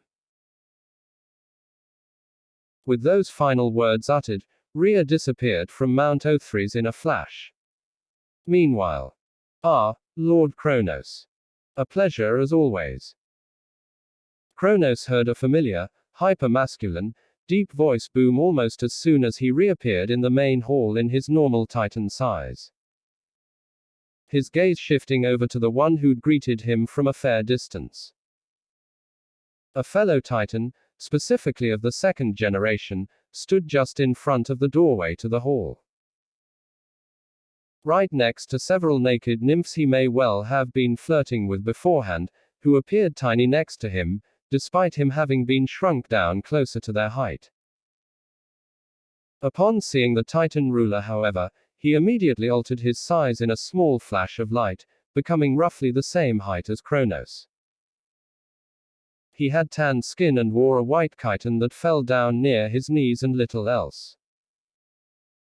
His silver hair was long, traveling down past the nape of his neck, and his curly beard of the same color fell down to his chest, a moustache joining with it from above his lips. His face itself appeared regal, but heavily defined with muscle. His strong jawline in particular looking like it was chiseled out of the sturdiest granite one could find, and his brown eyes set in a strong, piercing gaze.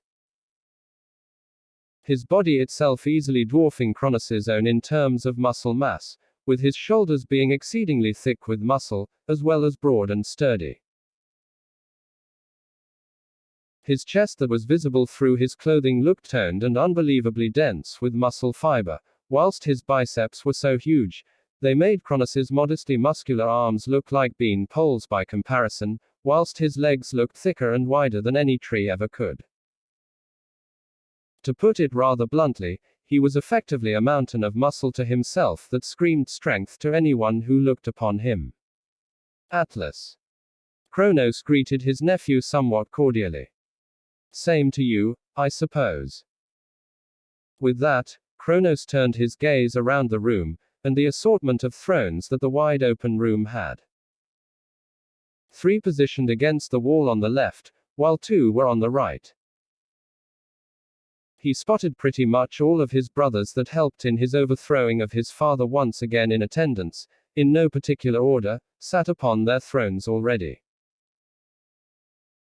Some with chalices of wine in hand talking amongst the other, while others leaned over to watch various other nude nymphs dancing around in front of their thrones for their entertainment and pleasure. The first his eyes met was Hyperion, a titan among the first generation, quite like Kronos himself, and the 4th oldest of the sons of Gaia and Uranos.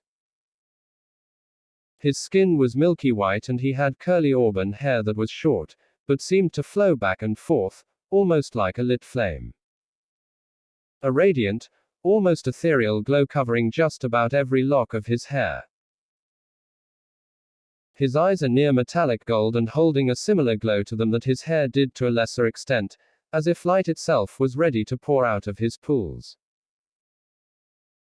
He held no facial hair, unlike just about every other titan in the room, but his features were no less rugged, while also holding an odd, boyish charm to them that wasn't present with the rest of his brethren.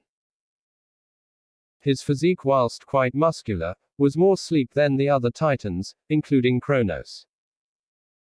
With smaller, but highly dense biceps and washboard, 6-pack abs.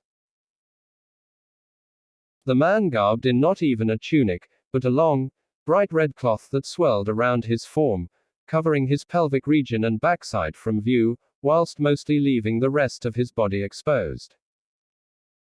He was one of the titans currently watching the naked nymphs dance along invitingly with great interest as he leaned forward to observe. Looking one small push away from leaving his throne and bringing as many of the minor nature goddesses with him back to his chambers. Gaze floating over as he sat upon his throne near the center of the room's far wall, it landed on Koios, who was the 2nd oldest son of the 1st generation titans. His long, well-groomed, dark brown beard fell to about his chest, contrasting well with his pale skin. Sporting a fine moustache like Atlas's to go along with it. His hair and eyes much the same color of his beard, with his hair falling in a curly fringe that covered most of his forehead, with the exception of the center where they parted. His gaze held a level of coldness to them that few could match, almost completely devoid of emotion, like he was analyzing and rationally scrutinizing everything he laid eyes on. As a stark contrast, however, he held an inviting, bright smile that clashed quite fiercely with it. His physique, while not as massively built as Atlas, still held an impressive level of muscle to it all throughout, though most of his body was covered by his tunic that fell to his ankles and matched his hair and eyes. His large biceps still showed through without issue, his broad chest pushing out against the cloth covering, and his wide, muscly shoulders pushing the fabric of his tunic up. He was currently in what looked to be a deep discussion with their brother to his left. Speaking of, next up was Krios, who was the third oldest son of them all, right behind Koyos. Out of all of them, he and Koyos looked the most similar, seeming to hold the exact same skin tone, physique, wearing a similar tunic that fell to their ankles and almost identical facial features. The differences being that his beard was darker and shorter than his older brother's, his eyes an obsidian black, almost like a deep abyss, with a few dark locks of his hair falling over his temple. The rest of his hair being covered up by a resplendent and immaculately forged helm with protrusions atop it shaped in the horns of a ram. Shifting his gaze over to the right of him, his eyes found Atlas's father Iapetus, who was the fifth and second youngest brother of them all. The tunic he wore being an almost lifeless gray as it reached his ankles. His skin was a ghastly white, making even Kronos' own look vibrant by comparison. Some of his upper body being exposed on his left, showing off a wealth of muscle on his hard chest, and his clothing did little to hide his own moderately large biceps barely a step above Kronos' own. His hair was as gray as his tunic but was wild and unkempt, looking like something had exploded on him recently, with the right side of his hair bulging upwards and being more plentiful than his left was bizarrely. Both sides seemed to stand on end all the same, as if they'd been struck recently by a swift lightning bolt courtesy of the tyrannical father. A full, bushy gray beard and moustache covered his own face. His dull, grayish-blue eyes following the alluring movements of the naked nymphs with notably less interest than Hyperion, as he propped his cheek up against his knuckles. Elbow firmly placed upon the armrest of his own throne. The last throne next to his was quickly filled by son Atlas, who in that time had brought the nymphs he'd been flirting with over with him, having them dance even more provocatively with each other than the rest for his own personal delight. His eyes and expression growing with lust as the minor nature goddesses began feeling each other up as they danced sensuously for Atlas, going so far as to begin slowly making out in front of him to entice him further. Something the massive titan more than appreciated, given the growingly horny look on his face. The Titan King didn't blame him for that. While the nymphs couldn't match the beauty of his own wife, or that of the other titanesses, they were still gorgeously alluring in their own right. He himself, before Rhea had wonderfully decided to become far more sexually involved with him than previously, had taken part on plenty of occasions in copulating with a number of them. None of the titanesses chose to join him here, and nor had they at any point in the past. This little get-together held significance that they didn't care for after all. It was an ever-repeating celebration of when he'd disposed of their wretched father. Something that none of the titanesses had taken part in as he took his rightful place as ruler of the universe. A position that he was confident would remain his for all of eternity, since he'd rid himself of each of his progeny shortly after birth. Of course, their eldest brother Oceanus never attended either, but Kronos didn't give a damn about his presence in the slightest. The selfish titan that now ruled over the endlessly expansive ocean having refused to participate in helping them be rid of their father. Cowardly moving away to his little hiding hole in the depths of the ocean as they were getting ready to do the deed. Barely speaking to any of them since that fateful day went down. HMPH. Like anyone here wanted or needed him anyway. Atlas did more than a fine job feeling what would have been his position amongst their ranks. The feast continued on with him there for a while, with fruits, meats and wine being passed around in abundance fashioned for the current size. The assortment of mountain, woodland, forest and river nymphs becoming progressively more erotic with the dancing as time went on. Going in duets or threesomes massaging each other's curvaceous and sexually attractive bodies. Some, like Atlas's lot, becoming aroused enough to start making out slowly and hotly for he and his brothers. Kronos let himself smile crookedly at his own good fortune since he'd taken his father's place. It felt good to be king. Just then, however, Kronos caught sight of two newcomers entering the room one after the other. The rest of his brethren noticed as well but paid him no real heed. One of them he recognized almost immediately as Metis, one of Oceanus and Tethys's many children, having seen her around occasionally within O3's walls. The other one, however, the very muscular man with long silver hair and beard, was someone he didn't recognize one bit. The two approached the Titan King, with the man sneaking a glance at the nude nymphs still undergoing their erotic dance, before looking straight towards him again with a neutral expression. Within seconds, they were standing before him under his gaze, and gave him a bow of respect. "My lord." Metis spoke first, the two rising from their bow. "It is an honor as always to be in your presence." Kronos's eyes narrowed, curiosity gleaming in his pools. "Is there a reason for you being here, Metis?" "There is," the man answered instead, drawing Kronos' attention down to him. "We are here to join in on the celebration of your vanquishing of Uranos and beseech to you a gift." "A gift?" Kronos blinked. This was unexpected indeed. "What is it? And who are you?" he asked, getting a nagging feeling in his head that there was something familiar about this man that he couldn't put his finger on. "My name is Zeus. I am one of your brother Oceanus's children as well," Zeus said coolly and succinctly. "As for the gift," he began, pulling a small bottle out from his chiton.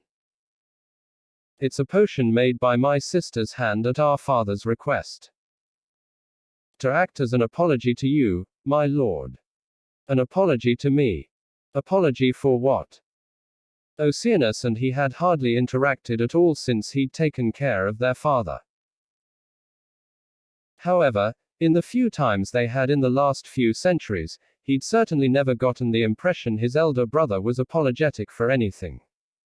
"Yes." Zeus nodded. "According to him, after truly putting some thought into it, he came to the decision that what you and the others did to Uranos all those years ago was the right thing to do. He wished to let you know of his regret for not joining with you back then when he should have." "What?" Kronos's eyes genuinely widened. Oceanus, infuriatingly stubborn, line-sitting, overly prideful Oceanus had changed his mind and felt regret over his decision. "Surely, you jest. We may not speak to each other anymore, but I know my eldest brother to be quite the stubborn one. Once he makes up his mind on something, he won't ever change it.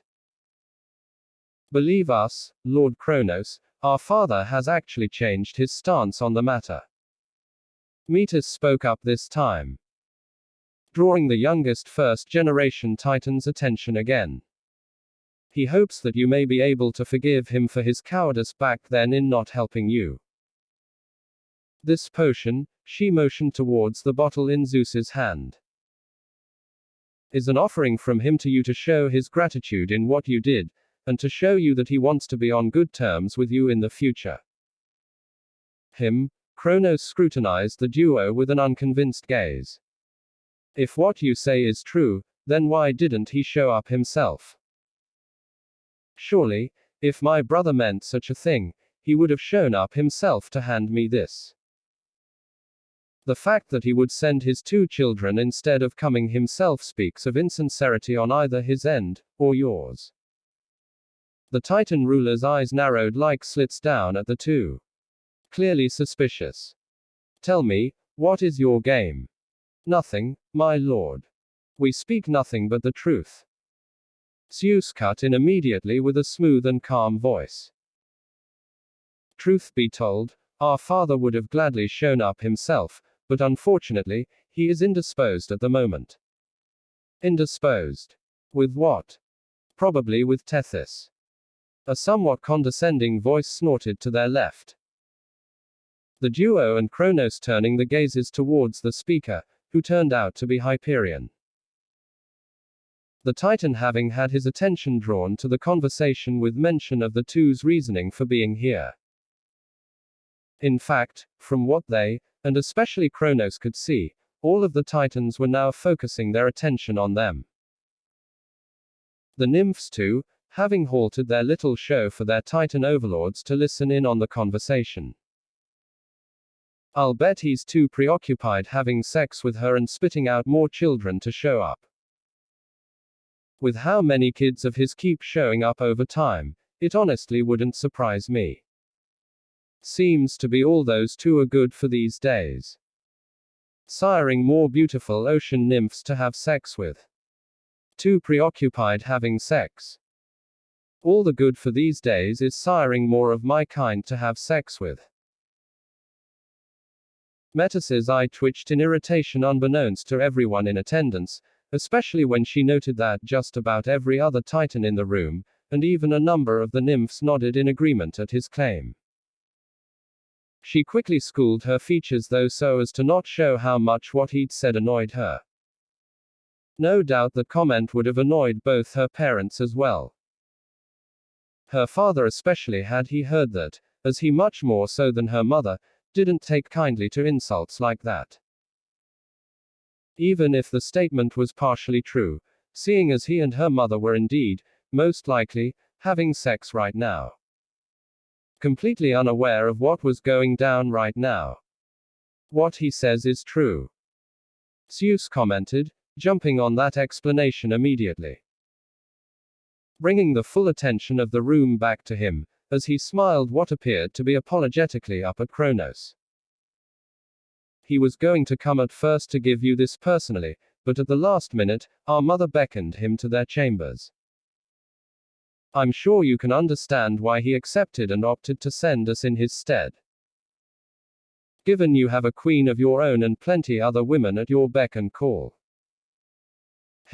Kronos pondered that for a moment, scratching his beard. Given his recent weeks with Rhea, and especially given the 10 hours they'd spent prior to this feast copulating, he could certainly see where his elder brother would be coming from there. If what they were saying was legit, of course. You have a point there. All right then, the universe's monarch smirked deviously. I'll accept the offer. But, tell Oceanus this once you get back to him. I'm willing to give him his forgiveness, so long as he shows up to meet me himself and takes a few requests for me.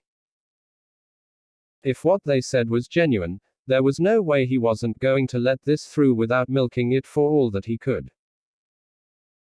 Tell him to think of it as compensation, shall we say, for pulling off what he was too cowardly to get involved in. Father, please forgive me for this, we will. I assure you.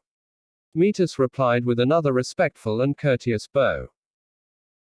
Trying not to grit her teeth as she inwardly apologized for effectively throwing her father under the mountain. He'd no doubt be far from pleased when he eventually heard about this. Sadly, it was the best they could come up with right now to fool the Titan King into letting his guard down. Good. Kronos nodded in satisfaction, already thinking of what he could potentially have Oceanus do for him in the future. Hand me over your gift then, I suppose. He said while positioning his hand down near Zeus with his open palm for the young god to place it on. Which he gladly did. What is the potion for, exactly? Zeus nearly grinned like a Cheshire cat, seeing that their plan was close to success now. Think of it as a taste enhancer. It'll make the wine you're drinking taste 100 times better. Will it now? He asked humorously, raising the small bottle up to view in his titanic palm.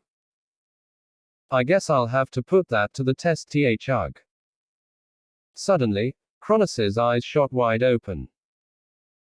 Pain flooding his divine senses in an instant as he hunched over and curled his free hand around his gut, clenching the small bottle in his other. What the ack? The Titan hunched over even more, almost curling into himself this time as an ever more absurd level of pain flared from his gut, his open maw spewing out numerous droplets and ropes of ichor, the golden blood of a god. This scene immediately had the other Titans alarmed. Lord Kronos. What's wrong? Atlas shouted out with some concern for his leader, being the first to rise out of his seat, the others following suit almost instantaneously. Similar looks of concern on their features as well, with all the nymphs looking on in surprise at their king's sudden turn. Zeus and Metis in particular took a step back, looking on in utter confusion and surprise of their own at this turn of events, wondering what the hell was going on with him. Before anyone could make any further moves, a sudden, and very loud boom was heard,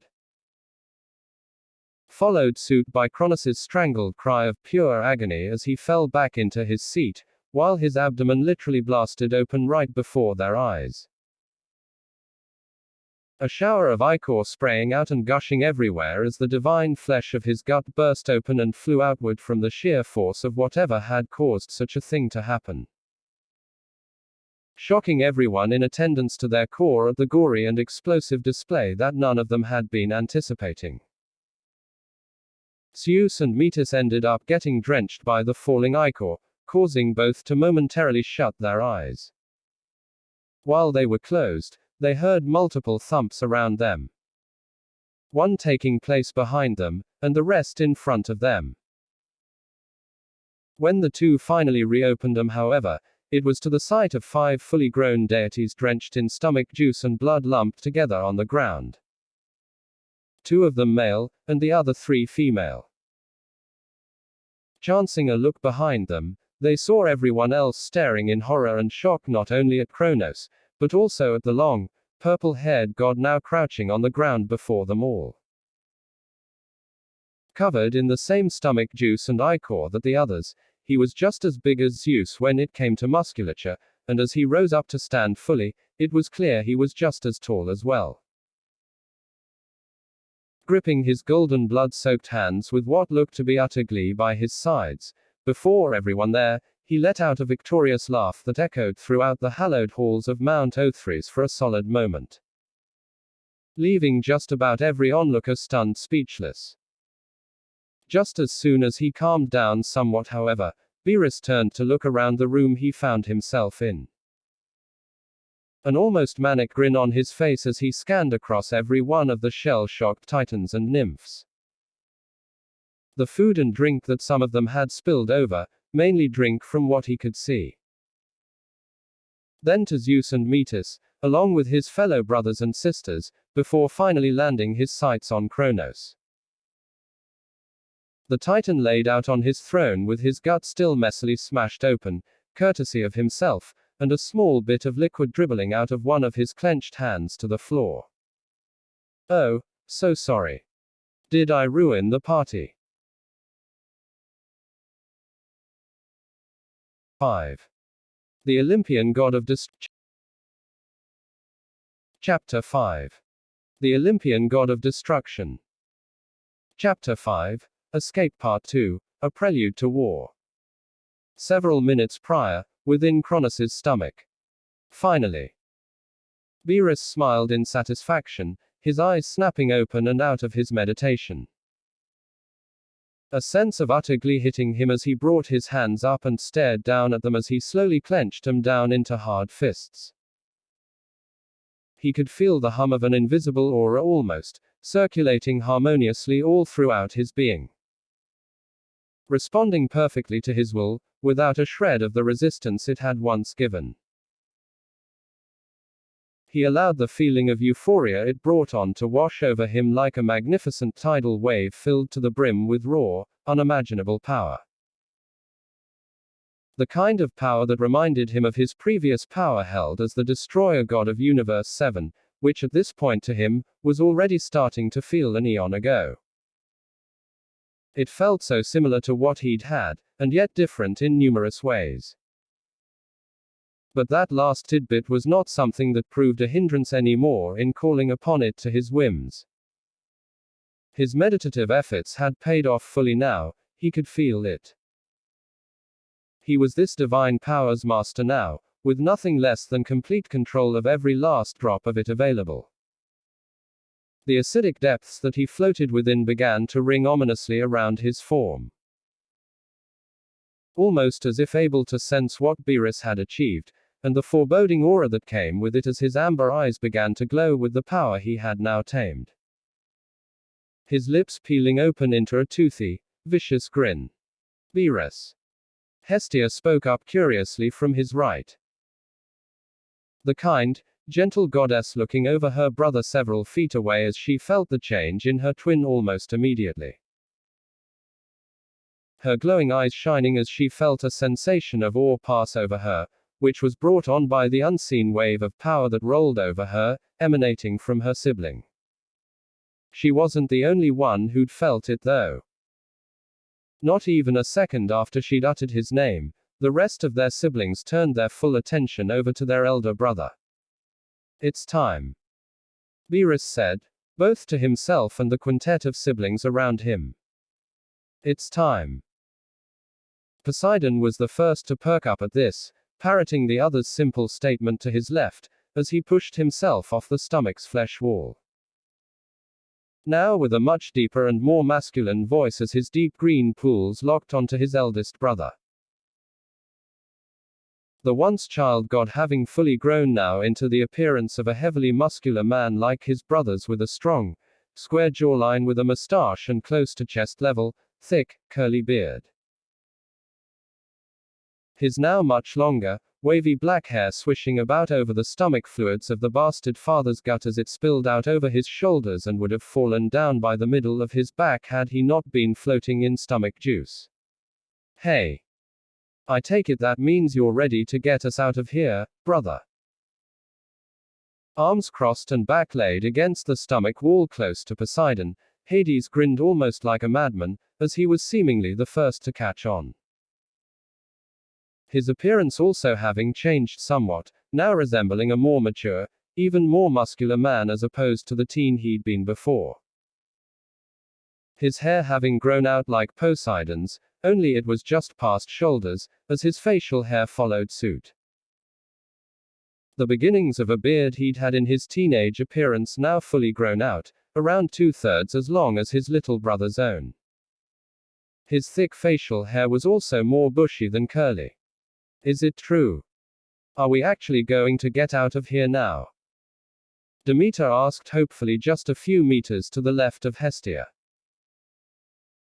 Her hands clasping by her chest above the rippling pool of disgusting stomach fluid she and the rest of them had been forced to float and live in for their entire lives up to now. She almost looked as if she were begging or praying for that to be the case. Eyeing Beerus with an expression that was full of desire to be rid of the current place of squalor. Please, say it so, brother. You're damn right we are. Beerus grinned wider, giving both his younger brother and sister a sideways glance of excitement. Clenching and unclenching his hands as he allowed the divine power to flow freely throughout his being. And boy did it feel good. We're getting out of this shithole here and now. Hestia smiled brightly at this. Glowing eyes shining with happiness at freedom seemingly being within arm's reach now. That's wonderful to hear. She breathed, as a strong sense of warmth cascaded out over the other trapped deities, almost like a blanket of comfort and peace that everything was about to be okay. Something that none of the other siblings tried to fight, and instead embraced wholeheartedly. About time, Hera muttered under her breath, whilst slinking away from the flesh wall of her father's stomach right behind Beerus. Despite her tone of impatience though, it was hard to miss the look of hope in her eyes that her brother spoke the truth, nor the smile brought on by Hestia's influence. It was time for Beerus to show them all his little display a while back was truly just a teaser, and that they were finally going to be rid of this awful place. If Beerus failed here after getting her hopes up, then she'd never forgive him or let him hear the end of it. Now that she believed he could free them, he'd better keep his word and get them out of this putrid pit. Pushing his way forward from the center of the gut that he'd seemed to have floated towards during his meditation, he reached the far wall of the stomach that his intuition told him was the front. His grin turning manic and savage as he let his now controlled power flow through him like an endless dam. Brace yourselves. He was generous enough to warn them all, as he reared back with a clenched fist, the space around it seeming to waver and pop as he packed an obscene amount of power into it. This is going to be messy. The siblings tried to do so, but the instant Beerus's fist shot forward and slammed into the stomach wall like a cosmic freight train, the sheer force exuded alone sent the enclosed space into a series of rape tremors with shockwaves so strong that the others failed to keep their balance. The other gods buckling and immediately becoming submerged underneath their father's disgusting acid juices for a brief moment in time as they rattled and splashed violently about. Beerus paid no mind to this, as the stomach caved in around his fist, indenting far more than it had several weeks ago, splintering almost like wood as pieces of flesh broke off, with golden ichor spewing out from the inward wound inflicted. The stomach wall still stood in place though after the strike and was already trying to desperately heal the damage Beerus had caused. The former god of destruction of Universe 7 simply laughed at the physical body's futile attempt to recover. Not enough. Here's a second one for you. He yelled gleefully as he pulled his fist back and smashed his other one into the same place, caving the flesh in even further, causing even more internal damage to the structure. Some spurts of ichor splashed onto his near-devilishly smiling face, knowing full well the kind of agony this act was and would inflict on his so-called father. He could feel in himself how much the stomach's durability was crumbling under his power, his knuckles able to feel how brittle the fleshy prison was, as he wrenched the fist back, and prepared his initial fist for the final blow. And here comes the finale. At present moment. Gug. Grr. Kronos sputtered, ichor spilling out from his open lips, practically choking on his own fluids as his shell-shocked eyes struggled to lay the gaze upon the one responsible for his current predicament. His innards laid out in a golden bloody mess on the floor as his whole godly body wreathed in a level of agony he had not ever felt, even since the days past where his own father ruled over the universe.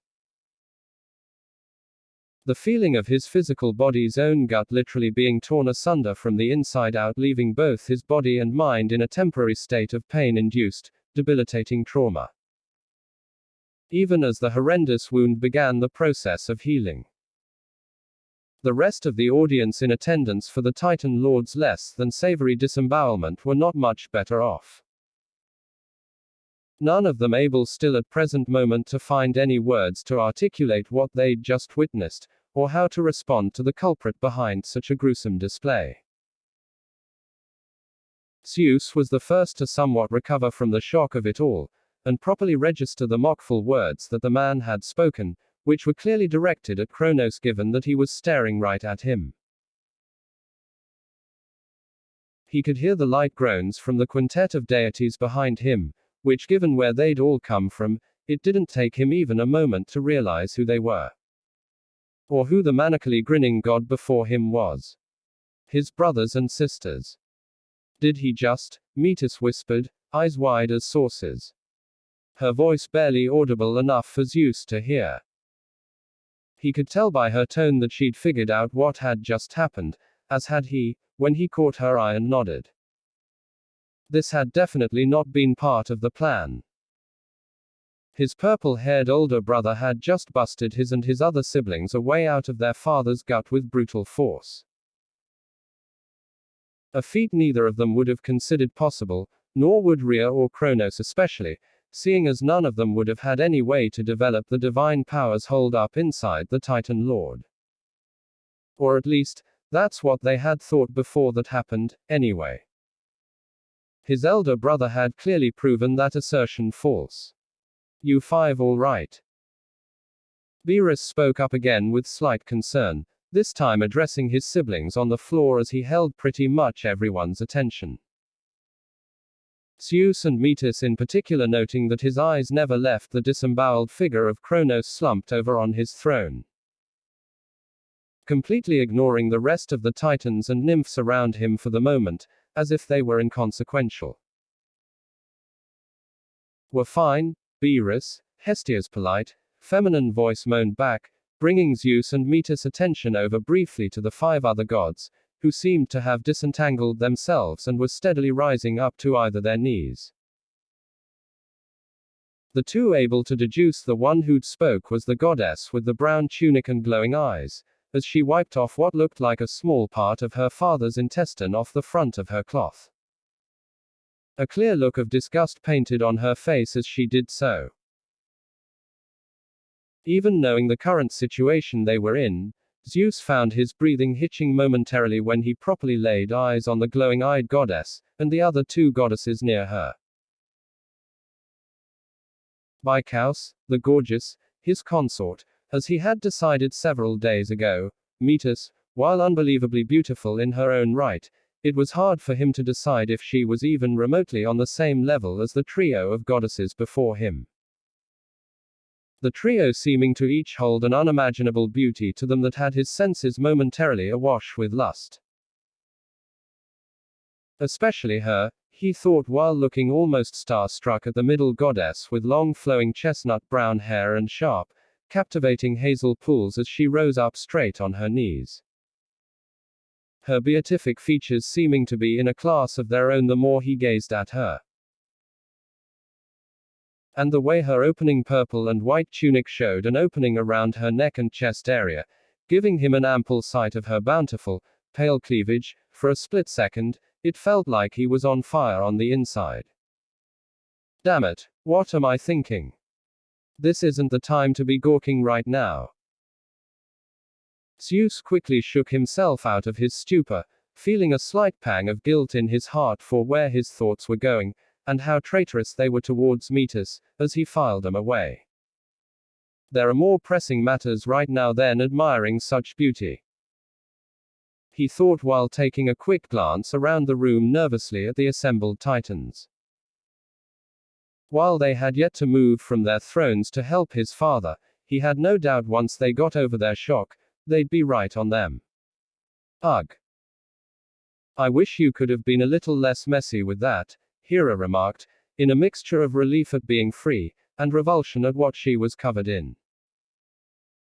Her hand coming up to her shoulder where a small piece of divine flesh clung to her, before she swept it off.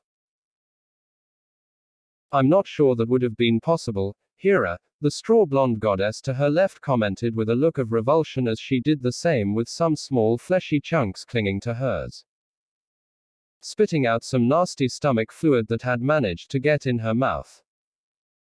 Hera sighed back whilst getting to her feet. I'm aware, Demeter. Just be glad we're out, Hera. The ghostly pale, raven-haired god piped in with a deep sound voice. Small pieces of flesh disgustingly clinging to his large, almost chest-length black beard and mustache.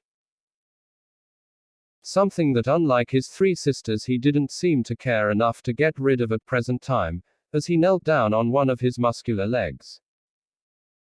His unimpressed black pools staring almost flatly at his older sibling. The least you could do is properly thank him instead of complaining. I'll get to it, Hades. I don't need you to tell me that. She huffed back, turning her head to glare partially at her brother for his tone. something which Hades was clearly not bothered by. Ugh, I think I actually swallowed some of that, Poseidon said with his features set in a heavy, disgusted grimace, as he knelt over, almost like he was about to puke. A few strings of flesh dangling over his broad shoulders dripping ichor. Pooh. I really should have kept my mouth shut, that was nasty. Guess this is our dear father, then, huh? Hades all but sneered with disdain, as he turned and looked up behind himself at the wounded deity. Didn't expect that to happen, now did you? He spat right at the Titan's feet in a blatant show of disrespect. Serves you right. So, this is the heartless monster who swallowed us. Hera stated plainly as she too looked up towards her father. Her hazel eyes narrowing and boring down on the gorily injured Titan with a mixture of utter disgust and loathing, as she folded her slender arms beneath her bust and turned her nose up at him. HMPH. He truly does look as repulsing as I thought his ilk might. Both Poseidon and Demeter gave their nods of agreement at their two siblings' words, as they both briefly glared back at their so-called parent. Hestia merely glanced up at her father with a hint of regret and sadness. Not for what had been done to the ruler of the universe, but at what could have been had he not been so cruel to them for his own gain, and actually been a true father to them. Even knowing what he'd done, she couldn't find the hate within her for him like her brothers and sisters did. She just didn't have it in her despite his deplorable act against them all. Only disappointment at things having to come to this between her own family. Her twin brother may have let go of the notion that this was their father immediately, but a small part of her just couldn't. No matter how despicable he was. And that only just made it all the more disheartening for her knowing that this had to happen. Metis couldn't help but stand before the five of them somewhat baffled right now. Have none of them realized just yet where they are? The answer seemed obvious, given they had yet to acknowledge the room's other occupants. Turning back, Hestia was the first to finally notice both Zeus and Metis standing in front of them and Beerus, as she reached her feet. And who might you two be? She asked, letting her feelings for her father be pushed away in favor of focusing on them.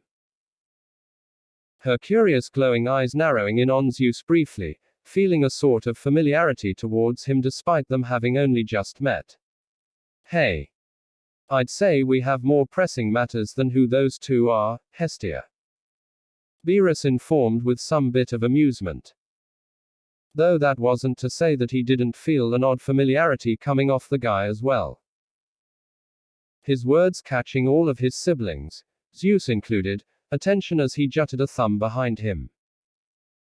Gaze still never waning from staring a hole through his wounded father's skull.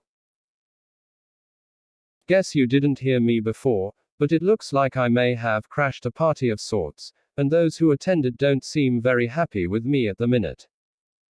Not that I care, of course. Zeus's divine blood froze, and Metis wasn't far behind him when they all looked past his elder brother towards the seated Titans.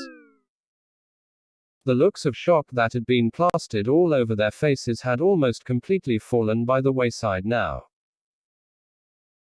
The 5 pairs of Titan eyes having zoned in on Beerus exclusively, and despite not being the prime target for them, Zeus couldn't help the bead of nervous sweat that trickled down his temple. He could practically feel their bubbling rage from his position as they leveled ferocious glares on Beerus from all sides. Oh shit, they were in the lion's den now, and they, or rather Beerus, had managed to grab their undivided attention. Zeus didn't even need to see them act to know that they wanted to smite him for his gall in doing such a thing to their ruler. He and Metis had been hoping to get his siblings out of Mount Othries in the ensuing chaos from Kronos hacking up his insides from the divine potion and acting as their distraction. That option was firmly out the door now. Yo, you. Kronos wheezed from his throne, struggling to even get the word out, as he steadily got over his own shock of having his abdomen smashed open. His gold blood-stained teeth clenching down so hard that the sheer pressure alone likely would have been enough to pulverize anything into dust. His convulsing body beginning to shake with rage as it slowly healed, eyes glaring balefully down at his son. Ho! You can still speak with a wound like that. Impressive. Beerus praised the Titan Lord mockingly. I suppose strength like that is to be expected of a god, even one as pathetic as you. Even despite his gruesomely injured state, Kronos was able to tilt his head and look down with bloodshot eyes near his feet, where the 5 other deities stood now. All of which seemed to feel his gaze, as they all, barring the one with the glowing eyes, glared back up at him again with nothing but contempt. It didn't take the Titan Lord even a second to realize who they all were. His children, fully grown and now out of his stomach, where they should have remained for all eternity. No. No. No. No. This shouldn't be happening right now. They shouldn't have been able to escape. There was no way for any of them to build any domains or properly develop the divine powers trapped inside him. This was impossible. This shouldn't have happened. Shakily tilting his head back up as his wound continued to heal, a process that was notably slower than it should have been, regardless of the scale of injury, Kronos laid his eyes on the one clearly responsible for his condition. His eyes reflecting what he knew to be his own son grinning back at him cruelly with obvious malicious intent. One that promised retribution. In that moment, Kronos couldn't tell if he was hallucinating or not, but he could swear the astral visage of his own bastard father stood behind his purple-haired son. Stood in his white and brown tunic around the same height as his son, his long white hair seemingly flowing in the wind along with his chest-length beard. His cloudy pools gazing directly at him with a vicious smile of vindication plastered on his ethereal features. All as his final words played back in the Titan's head. This time with a striking and horrible, heart-twisting sense of finality. I curse you, Kronos. You may overthrow me this day, but mark my words, you insolent fool. Just as you have overthrown me here, Satyr, will your own son do the same to you. It was almost as if destiny was laughing at him right now. The cursed prophecy of his father, which he'd done almost everything he could to avoid, was somehow coming to pass regardless. The son meant to overthrow him, just as his father had decreed, and despite his efforts to avoid it, was now undoubtedly standing before him. His father's vengeance for his treacherous usurping given physical form and poised to carry out Aranos's will, whether he knew it or not. More than ever before, fear clawed at Kronos's heart. Fear that no matter what he did, this was bound to happen. It was always going to happen. Him pathetically meeting his end just as his father had prophesied, right as his own son's hand. No. That single word resounded in the universe's ruler's mind with its own sense of finality, as the king snarled down hatefully at Beerus in ironclad determination. Though to those around him, given his still not fully healed wound, it came out more as a gargle mixed in with ichor spilling from his mouth. I refuse to accept that. Oh.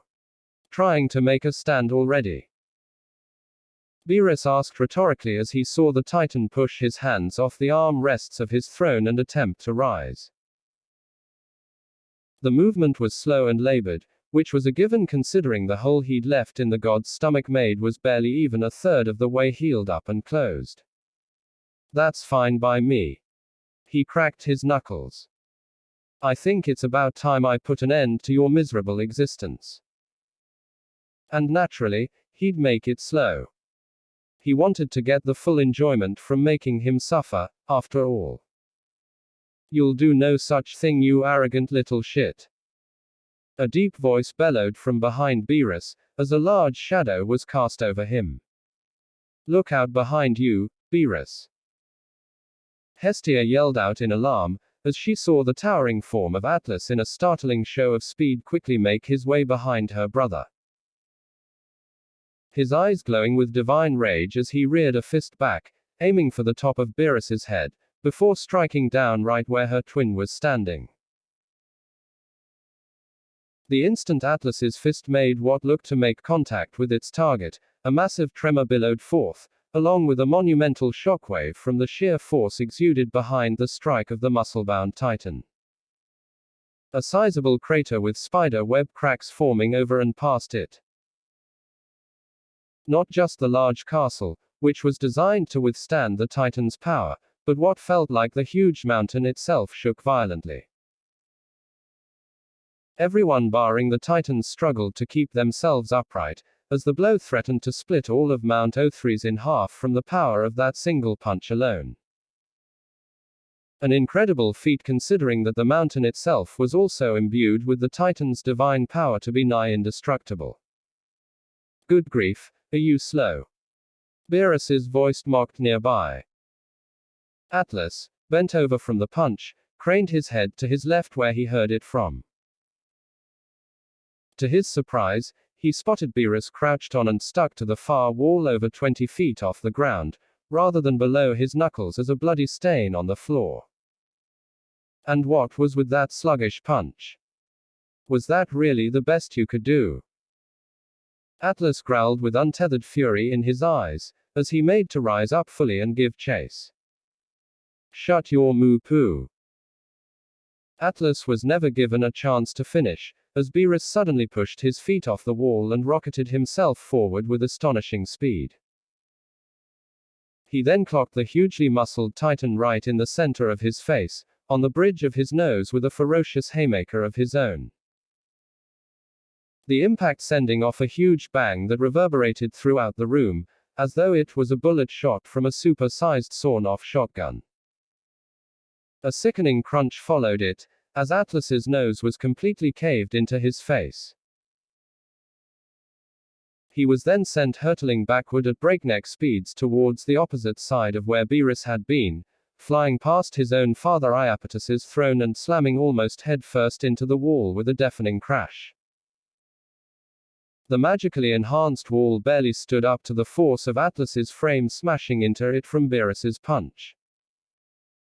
The titan's limbs spread out on the wall like a starfish as it cracked and splintered behind him, struggling to maintain its structure.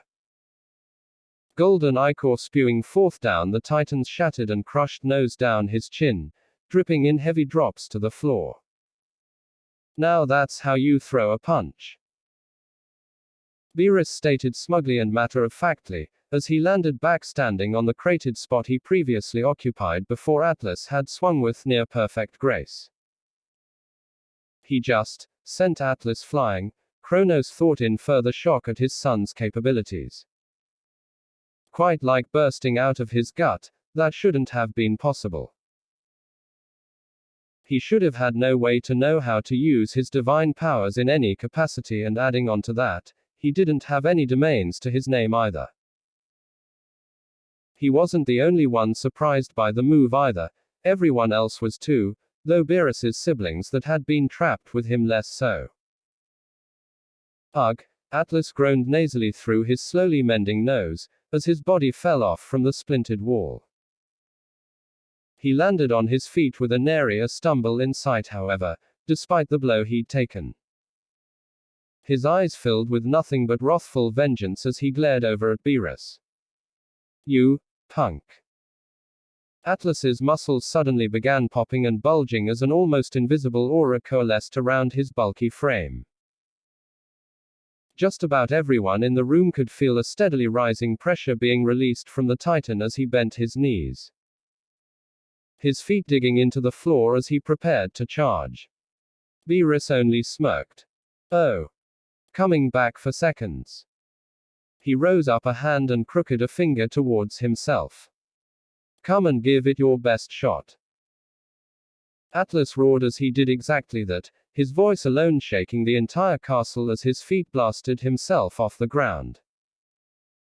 His fist already rearing back again as he barreled forward at a speed that even Beerus had to admit was impressive. Even still, the path was painfully linear, and far too easy for Beerus to read. Waiting for just the right moment, Beerus leapt from the ground as Atlas's fist smashed into his previously occupied spot. The punch widening the crater much further this time, practically quadrupling it in size and causing everything around him to quake so violently that it sent all of Beerus's siblings falling off their feet.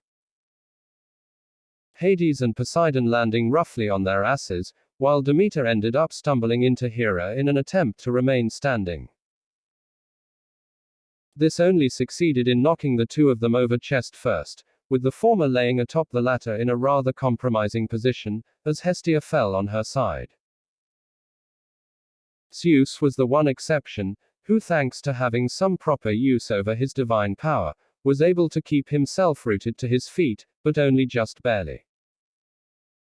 Metis had to end up clinging to his shoulder to stop herself from tripping over as well when she lost her footing. The naked nymphs that were in attendance all fell over with startled cries in heaps, even more compromising than Demeter and Hera from the resounding quakes. Landing on spots varying from their fellow minor deities' legs, rump, back, stomach and chest.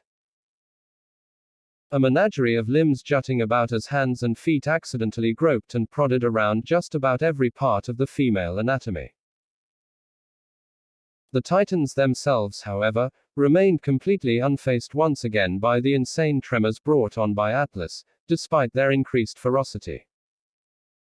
Their eyes intently keeping watch of the scuffle going on between the bigger and smaller gods. Still not good enough. Beerus yelled out as he twisted his body in midair while floating near Atlas's face, before swinging his leg out in a perfect airborne roundhouse right into the Titan's cheek. Atlas gasped in both shock and pain as his head was snapped to the side. This time, however, he recovered seemingly in an instant, as he reared his head back with a fiery snarl. His other arm shooting up in an arc, literally cleaving though the space itself with a clenched fist and hurtling toward the still airborne Beerus. Widening his eyes briefly in surprise, Beerus was forced to cross his arms in the shape of an X to block, as his whole body tensed up defensively. The impact coming a fraction of a second later, the clenched fist easily covering his entire body as it struck him with a loud boom.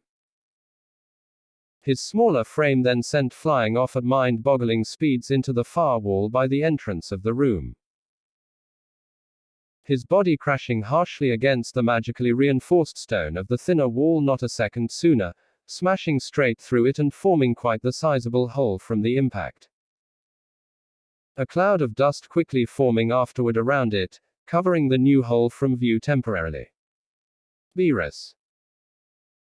Hestia was the first to cry out in worry for her brother, the others simply watching on in shock and worry at how their sibling had been struck out of the air, as Atlas began to laugh. "Take that, you cocky shit." Atlas roared again proudly with a hint of triumph in his tone as he beat a fist against his rock-hard chest. His nose slowly stitching itself back to normal, though he was much too engrossed in his own boastful air to realize it was taking far longer than it should have. "That'll teach you to mess with me. Ah ha ha ha ha." He bellowed with prideful laughter for a moment that echoed throughout the room. Clearly pleased with having swatted his quarry into the wall, showing him his place with but a taste of his power. Fuck, he got him good, Zeus thought with his own growing worry and alarm, sweating bullets down his temple. Partially for his elder brother's condition, but mostly for himself and his other siblings as he turned to glance at the downed quintet. Me and Metis can't afford to waste time any further. If we don't act now and try to escape while they're distracted, we'll all be screwed. Everyone. Zeus whispered loud enough for his siblings to hear whilst the Titans were paying him no mind. Atlas's booming laugh acting as a good cover for him in case any of them had good enough hearing to overhear him. He managed to garner their attention in that brief moment as he removed himself from Metis and knelt down on a single knee. His face set as best he could into a controlled mask to hide how nervous he was getting. You have to listen to me. It isn't safe here. We need to get out of here right now and escape as soon as possible. What? Hestia blurted out first with confusion and surprise, staring wide-eyed at Zeus. And just why should we listen to you? Hera asked with narrowed eyes up at the newcomer, getting that same feeling of familiarity from him that her brother and sister had before her. That didn't stop her from being even less trusting of him than she was of Beerus and his plan before he'd shown her results. While I'll admit things here certainly aren't safe for us, you're an unknown to us. We have no idea who you are, so why should we trust you? The goddess scoffed, letting some of her natural, haughty attitude resurface, despite her current embarrassing position beneath her sister. The silver-haired god steeled himself. He'd been hoping that his introduction to his siblings could have been done under better circumstances, but alas, it was not meant to be. He might as well just rip it off now. My name is Zeus, he said, being sure to take note of their features for what he was going to say next. And the reason you should trust me is because I am your brother too. That definitely took them all by surprise. And just how is that possible? Our abhorrent father swallowed all of us moments after we were born. Hera was the first to cast doubt on him and his words yet again.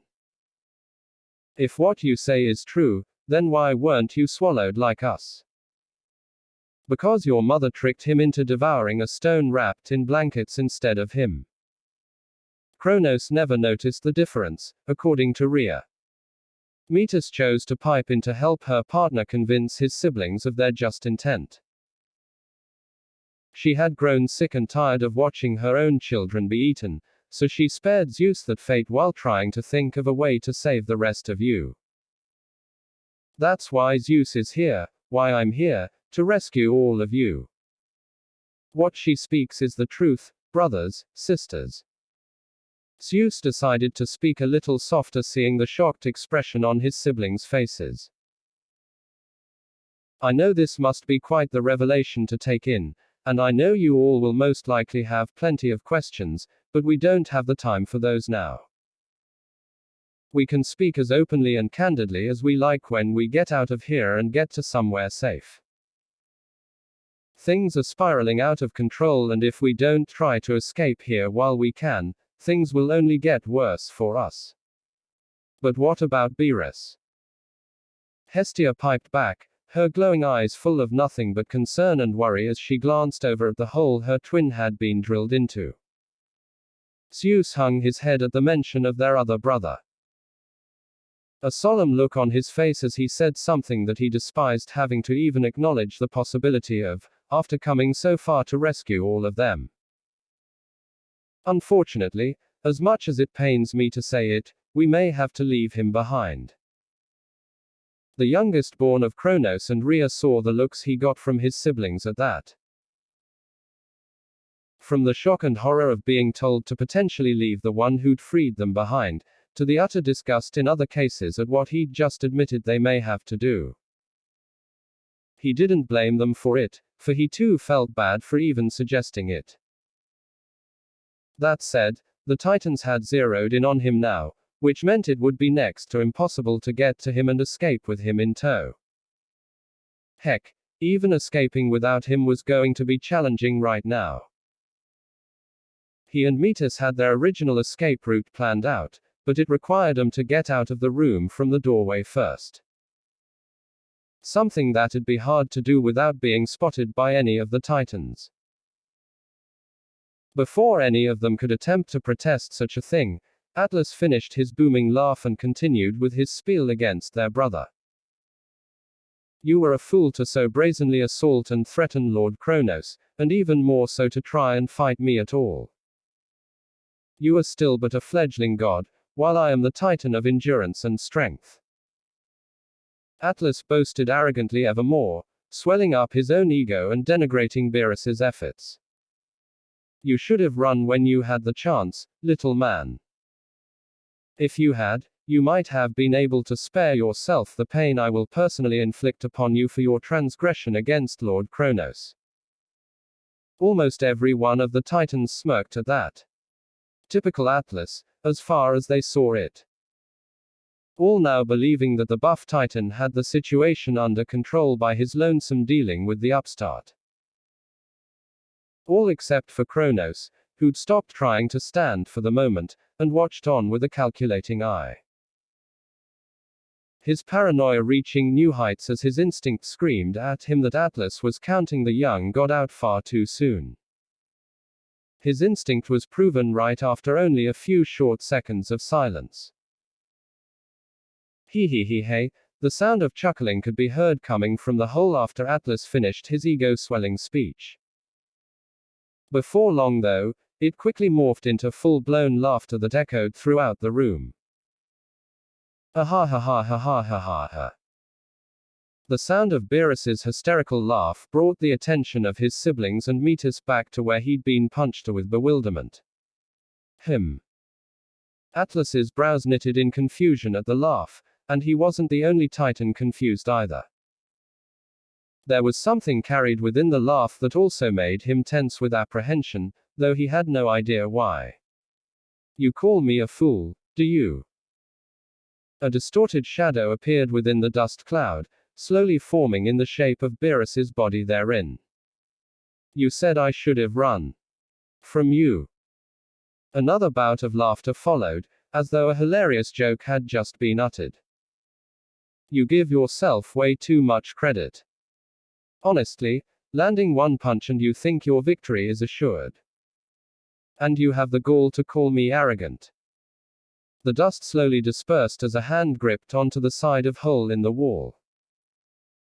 The cloud of dust giving way to show Beerus grinning like a madman with his teeth bared. Only minor scratches and bruises littering his body from the blow, which quickly healed up without a trace in the next instant.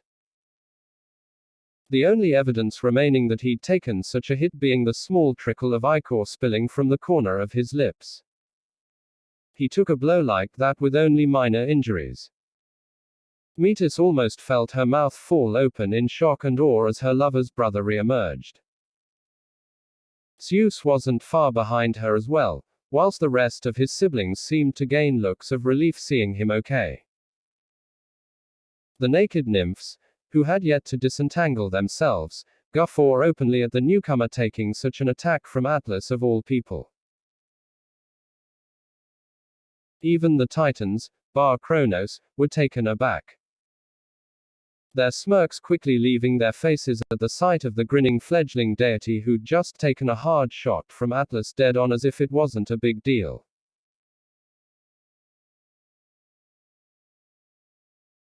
Beerus's eyes narrowed on said Titan with just as much mirth as annoyance at the current roadblock in his way towards Kronos. You really are just a brute without a brain, aren't you? If Beerus was being totally honest with himself, with all the wind-up his adversary had given that punch, he'd genuinely been expecting a good deal more power behind it than that. I'll give you some credit, you did catch me off guard there, but if you think that measly level of power is all you need to take me out, then you're dumber than you look. Beerus mocked without a shred of care for how Atlas bristled at his words. Honestly, he'd felt far worse during even his most casual spars with Wisp back in the day, or hell, even during his brawls with Champa. Why you? Regardless, Beerus cut off the Titan's seething response with a crack of his neck before leveling him with a steely gaze. I'm not in the mood to play around with you. I've got something more important to deal with, right now. His gaze shifted over to Kronos then, who still had yet to fully recover from the stomach cavity he'd given him. So, if you have even a modicum of intelligence, you'll get out of my way. Or else I'll just have to get to him through you. HMPH. If you think I'll just let you lay another hand on Lord Kronos, you've got another thing coming. Atlas hollered with ironclad determination, as he stomped a foot down while sliding himself further in front of his ruler protectively and defiantly. Arms splayed out by his sides, as the pressure around his body began amplifying and his power rose higher. His muscles bulging out even further, particularly his biceps, in preparation for whatever attack the upstart may throw at him. You're nothing but talk, and I'll prove it. Just try to get past me and see what happens. I'll crush you with my bare hands the moment you. A thunderous shockwave billowed out from the spot Beerus previously occupied, as he rocketed forward without waiting for Atlas to finish. The propulsion alone cracking and breaking even more of the wall behind him, as he was upon the mountainously muscled titan in the blink of an eye. His fist already reared back, with an immense amount of pressure being exerted from it. Atlas, stunned by the sudden and unexpected surge of speed, even with his preparing beforehand, was left unable to properly guard himself in time, as Beerus struck forward. His fist slamming right into the center of his abdomen with an explosive amount of force. The power behind the strike well above what he'd dished out prior, and not something Atlas had anticipated. The Titan's eyes shot wide open as an obscene amount of pain flooded his godly senses. His bones cracking and others breaking outright as the force behind the strike ripped his feet off the ground. His mouth opened wide with shock and agony. Several droplets of ichor flying out of his gaping maw as the hulking behemoth was sent careening through the air at insane speeds. His hurtling frame seeming to pierce through the very fabric of space itself around it like a hot knife through butter. Kronos' eyes widened as he saw his subordinate's body sail towards him too quickly for him to react, given he hadn't fully healed yet. Oh, shit, was the only thought in the Titan Lord's mind, as Atlas crashed into him with unrelenting force. Feebly, he tried to hold out against it, but was quickly overwhelmed in the moment, as both he and Atlas smashed through his throne, reducing it to rubble as their two bodies rammed into the wall behind it. Spider webs and cracks swiftly spreading throughout the whole wall.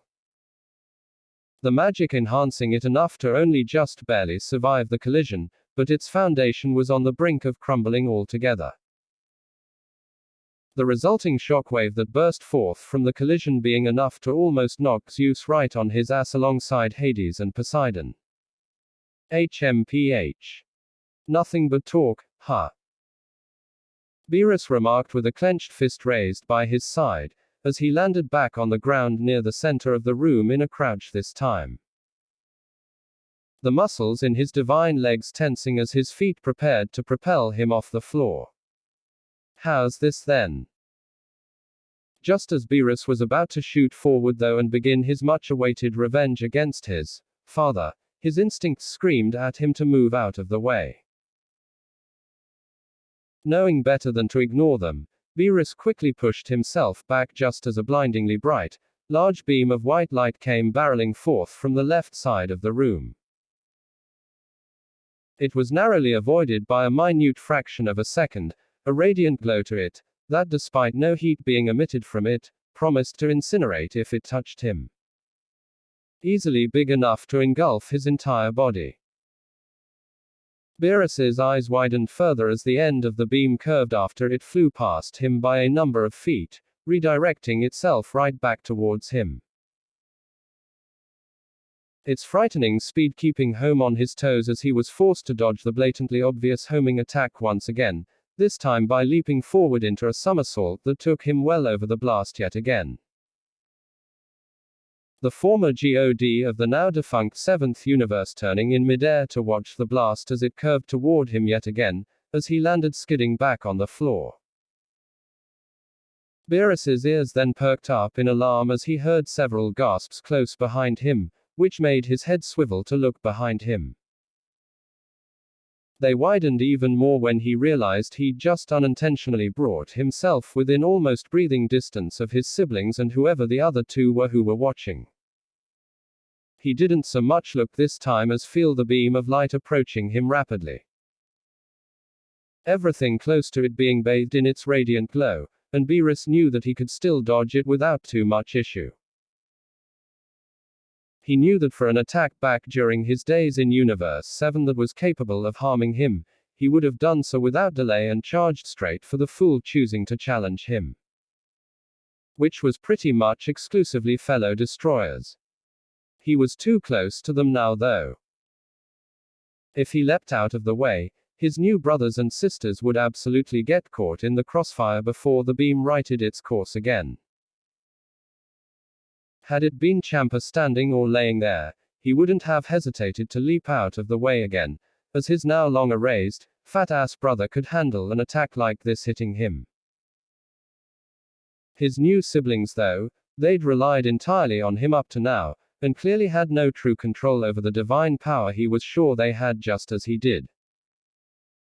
Unlike his former twin, they were actually vulnerable to an attack of this caliber. One that, while compressed, he could feel the power rolling off it. Massive in scope.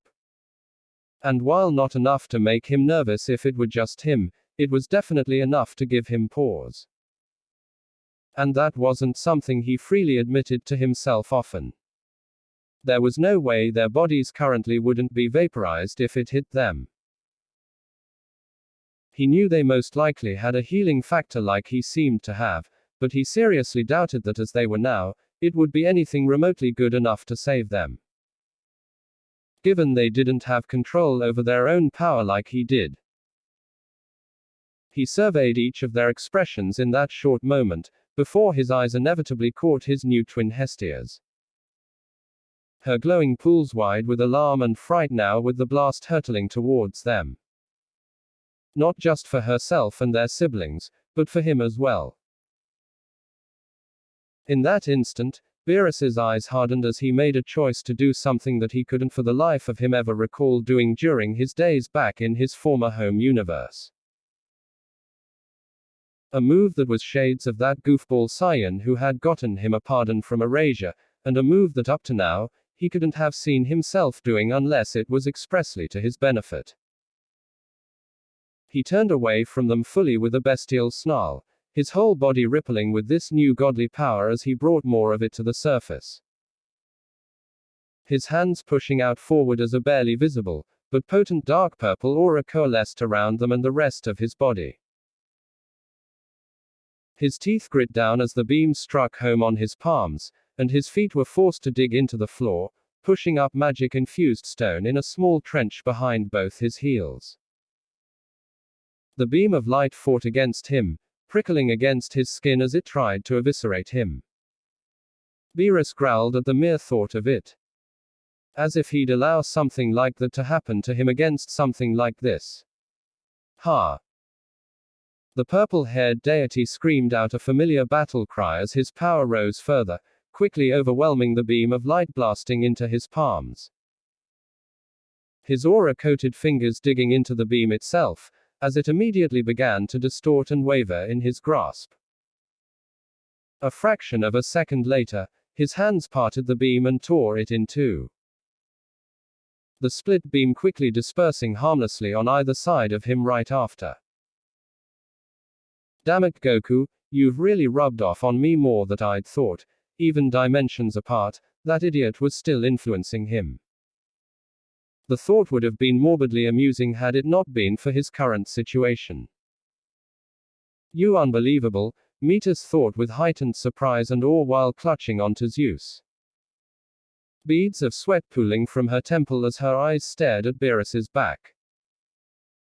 First, he took that shot from Atlas, and now he's just overpowered a concentrated blast from Hyperion. She couldn't help but feel her partner tug on her tunic, grabbing her own surprised attention again. Zeus pushed his head down to ear level with her, then as heatedly whispered the question on her mind as well.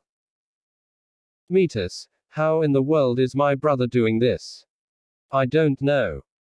She whispered back, equally as stunned and none the wiser as he was. For someone who should have had no proper training to use his godly power, what he was pulling off right now was sheer madness. Impressive. Beerus, and by extension the rest of his kin and Metis, heard the voice from his left, along with a slow, mocking clap. Still, I think that I've seen just about enough of this mess you're creating for us, upstart. Beerus's face was no longer grinning, and instead set into a vicious scowl as he let his anger rise fully to the surface. Yet another nuisance, he thought, with rapidly growing annoyance flickering in his now glowing amber pools, as he glared towards the Titan who attempted to blast him away. Now stood up from his throne with a hostile scowl of his own plastered on his more boyish features, Hyperion glared right back at Beerus with his hand still raised, his entire palm glowing with a shimmering light brighter than the ethereal glow covering his own waving hair. What say you, brothers? He asked, as Iapetus, Koios and Krios also stood to their full height, all of which with deathly serious expressions. This new upstart seems to be causing quite a conundrum for us, isn't he? Indeed, brother. He's committed quite the offense against us and our king. Koios remarked with a cold, scrutinizing gaze. One that his closest brother Krios mirrored. Eyeing the new god for any more sudden movements, as the four titans tensed for action readily, more than prepared to jump into the fray themselves in an instant if the object of their ire tried anything. This gathering of ours has turned into quite the disaster, it seems. Iapetus commented just as cold while stroking his bushy beard, his eyes fluttering over to the other two titans who'd just slid off the wall unto their knees behind the king's ruined throne and perpetrator of their pain. Lord Kronos, Atlas my boy, are you two all right? Even with all the divine magic reinforcing it, if they'd allowed this upstart to land one more solid blow on their lord and Atlas against the castle's wall, the structure would have failed to hold against it. This little bastard would have sent both the king and his son hurtling out of the castle and most likely, off Mount Othries itself. No doubt with the rambunctious new god in tow, given his sights were set on their leader's head. He'd also seen for himself, as he was sure his brothers had too, that their leaders and Atlas's physical bodies were healing slower than they should have. Something he knew that this new god, Beerus, he believed one of the female deities that had spilled out of Kronos's gut had called him, was responsible for. Ugh, I'll be fine. Atlas groaned while on his hands and knees, clear anger still permeating across his features towards Beerus. His nose having fully stitched itself up to its normal appearance by now, while his indented ribcage mended itself. Never mind us, you four.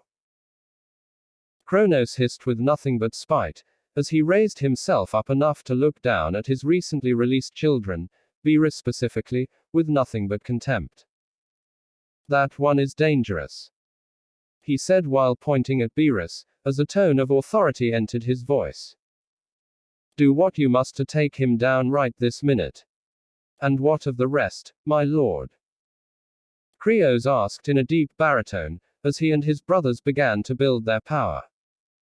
Deal with them after, he replied.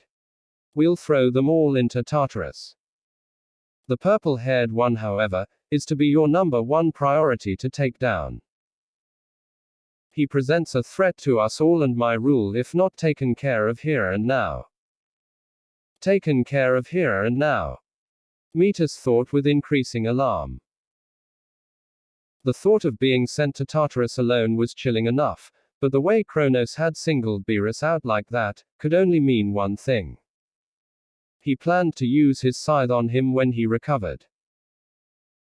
Just as he'd done to Uranos, his predecessor, The only fate for a deity that could be argued as worse than being imprisoned in Tartarus. She also didn't fail to catch the hint of fear in his tone as he addressed Beerus. As though his mere existence was the bane of his own. More so clearly than any of his other freed sons and daughters. Her eyes widened as a realization struck her. The prophecy that Rhea had told her of in passing as Kronos' main reason for swallowing their children in the first place. Was it possible that Kronos had just identified Zeus's elder brother as Metis stilled? Her thoughts grinding to a screeching halt as she felt an unimaginable pressure coming from the 4 titans surrounding them. Her body beginning to noticeably shake against Zeus's as she felt the powers of all 4 of the original 6 titans born from the protogenoi rapidly ascend higher and higher. The entire area around them seeming distort and rumble in response. What is this feeling? Hera asked shakily from below Demeter, feeling the radical change in the very air and space around them, which immediately put her and the rest of her siblings on edge. More so than they'd been prior, as she felt nothing but dread. Nervousness replacing her usual demeanor. If that's the case, Lord Kronos, Hyperion spoke up again, as a white gold aura became quite visible around his towering form. Then the time for playing around is over. We'll have to take this young god as seriously as we can.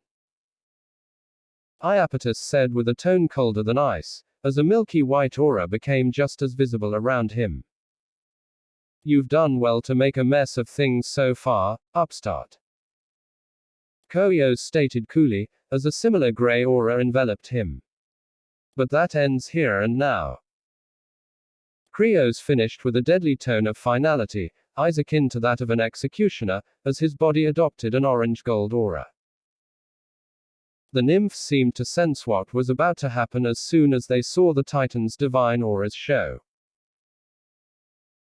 Panicked and fearful expressions quickly adorning each of their pretty faces as they all managed to quickly finish disentangling themselves from one and another, and immediately jumped to their feet. Their legs quickly getting to carrying them forth as they all sprinted for the open doorway as fast as they could with nothing to impede them from escaping ground zero. All whilst screaming in alarm that they might not make it out in time. Metis didn't blame them one bit for that. For they could clearly feel what she felt as well. The vast build-up of divine essence across all 4 the Titans standing around them, quickly reaching close immeasurable heights. A sign of something that filled her with nothing but fear, and what she'd hoped would be the last thing she would have had to worry about on this quest. They were all going to enter into their true divine forms. Their individual zeniths of supreme, titanic power. Beerus made a groaning sound belying displeasure and mounting irritation, as he turned and gazed behind himself directly at Zeus, all of a sudden. What was it you were saying about an escape? Huh? Zeus blinked owlishly at that, before Beerus's words fully sank in, and his eyes widened in shock. Wait, you heard us. How? Let's just say I have incredible hearing and leave it at that, brother. Beerus's eyes narrowed sharply, as he brought a hand up to grip Zeus's shoulder. The squeeze he gave it was enough to make Zeus wince. It hadn't been difficult for him to hear what the two had been saying to his siblings, or even their hushed whispers this entire time, being dumbfounded at what he was capable of doing. It looked as though despite having shrunken ears, it hadn't impeded his exemplary hearing he'd had back when he was more cat-like. If anything, he'd gotten quite an improvement in that department. Enough to hear every word they'd said even through that oafish meathead's ear gratingly loud laughter. That isn't important though, Zeus. Beerus continued with his fresh scowl, now addressing him with his name. Is that little plan of escape you had in mind still viable? Answer me quick, there isn't much time. Zeus couldn't help the gulp that fell down his throat seeing the look in Beerus's eyes. He definitely heard his request to leave him behind and was clearly unamused by it. Regardless, he answered. Sadly, I don't think so, brother. He took another brief glance around the room at the four titans rapidly growing in power. With the position we're in now, any previous routes me and Metis may have had in mind are impossible now. There's no way they'll let us off now that we're in their sights. Well, more like Beerus was in their sights mainly, but the point still stood. I see. Useless. Beerus thought unashamedly to himself. Feeling his anger boil within him like a furnace, but he just about managed to keep it under control. My apologies. We didn't anticipate you breaking out of there yourself, I'm afraid. Zeus hung his head in shame. Metis looked away meanwhile, having similar feelings to that of Zeus's. Beerus merely let out a sigh. Things would have been so much simpler if it were just him here. Then he could just cut loose on all of the fools getting in his way towards exacting revenge on Kronos. No matter how much power they were all about to release, he would have fought, and was confident that with his martial arts techniques and skills, even if he was rusty with them after gaining a new body and such, he'd adapt. He could turn the odds in his favor eventually if he couldn't do it with raw power alone. He firmly believed that. He wanted so badly to stay and make Kronos rue the day he ever crossed him, as he slowly and mercilessly killed him. Destroyed him. No matter how many of his goons got in his way. If he were by his lonesome, he'd have happily gone to those lengths to get what he wanted here and now. Therein lied the problem. He wasn't alone. He had his new family behind him and directly in the crossfire of that looming battle.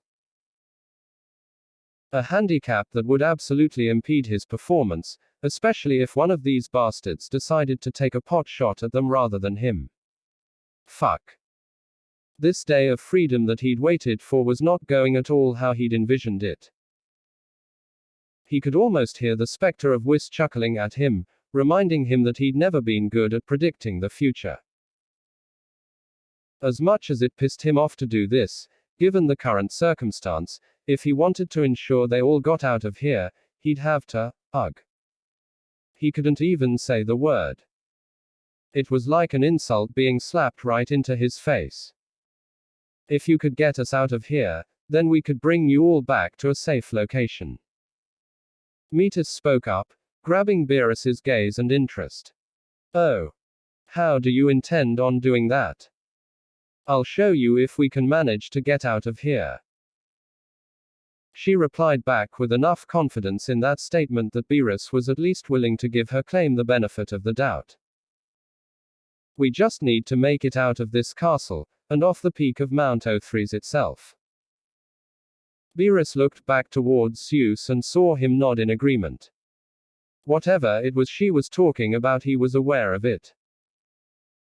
Of course, she continued, looking quite shaken by the four titans' escalating power levels. Escaping doesn't look likely right now, unless we can think of something fast. HMPH. Beerus lightly smirked. You can leave that to me, he said, before nodding over to the rest of his siblings who'd been listening in. They all nodded back, putting some trust in him seeing as he hadn't led them astray the first time. Just what are you going to do? Zeus asked with some bit of hope himself. If his other siblings all had this much trust in him, then it had to be worth something. The look he got back from his older brother, for some reason, didn't make him feel any more secure. Just be sure to prep yourself, otherwise it'll be quite the bumpy ride down. Zeus really wanted to ask what he meant by that, because it really didn't sound good at all. Of course, he never got the chance, as they all heard Hyperion speak up with a condescending tone. Done saying your final goodbyes, upstart? He sneered, having not heard what was being said. His essence was almost fully pulled together now, as was his brethren. They were but a scant moment away now from ascending to their true divine forms. Even you must now be realizing how hopeless your situation truly is. Do not worry though, if you grovel at our feet now, we may be merciful enough to make it quick. Me. Grovel to them. Beerus let out a low chuckle at the audacity of this guy. Whatever his name was. Oh please, as if I would ever lower myself like that to buffoons like you. Beerus remarked as he turned himself fully from his siblings. Looking out across the room, eyes surveying over each titan surrounding them. 3 on the left, and 1 on the right. Still talking tough, huh? Iapetus scoffed. I suppose we'll just have to show you your place then. Hardly. Beerus grinned. Nothing but pure malice radiating off of him, as he addressed the 4. Me and the others will be taking our leave now, he said, his voice dropping several octaves, as he delved into the power within. Pulling more and more to the surface, to the point where a dark purple aura reminiscent of his days as the 7th universe's god quickly appeared around his form. Feeling oh so similar to what he'd once had, yet so different as well. But I'll leave you all with this promise. One that I assure you I will keep. Beerus's eyes narrowed to the point they were like slits, barely showing his eyes, as they began to shimmer with a golden hue akin to his sister's. The only difference being the hint of purple that danced around inside them like a burning fire. Promising nothing but pain and suffering to all those who opposed him. Whether it takes days, weeks, months, or even years, I will destroy Kronos. The Titans tensed at this proclamation, especially Kronos, who once again felt that damnable fear begin to grip his heart, despite his best efforts to bury it. And once I do, Beerus continued darkly, his voice booming across the entire room as his own power only continued to rise. His dark purple aura emitting from around his body growing denser by the second. I'll make sure to have the rest of you groveling at my heels like the pathetic dogs that you are. With his piece said, Beerus didn't bother waiting to see or hear their reactions, nor did he care for the stunned looks Zeus and Metis gave him for his words. His dark purple aura radiated its power far beyond anything he'd done yet around his fist as he raised it up into the air. Veins popping out of his arm and even his hand from the ungodly amount of destructive power being compressed into it. Ha!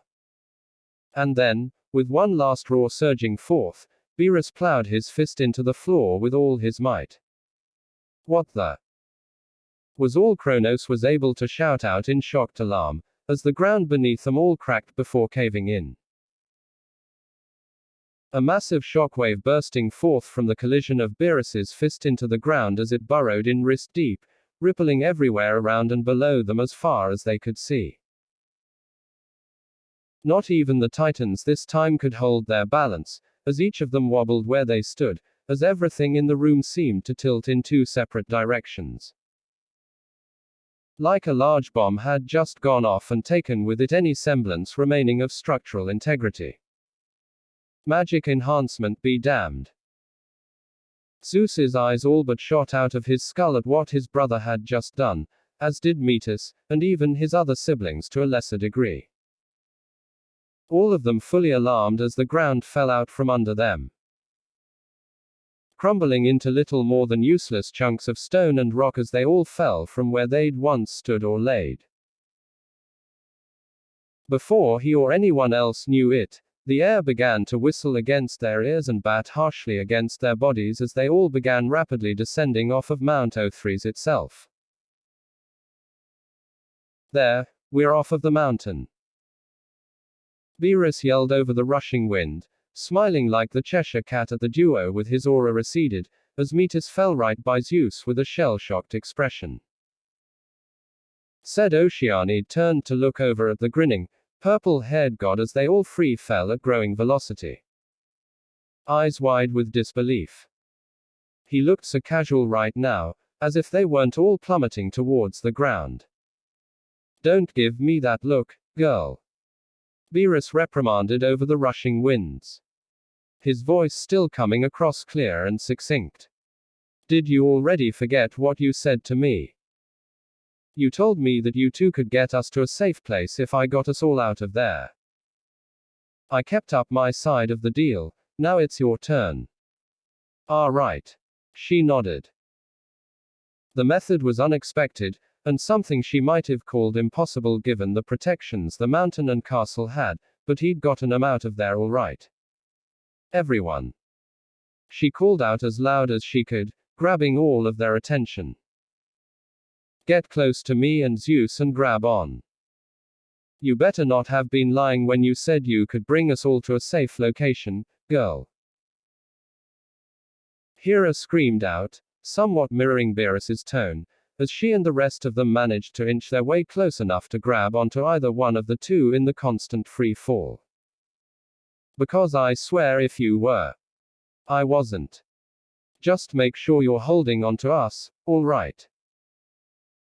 She advised, getting a nod from the 6 other deities, as Hera, Hestia and Demeter latched onto her, while Beerus, Hades and Poseidon did the same with Zeus. Ready when you are, meet us.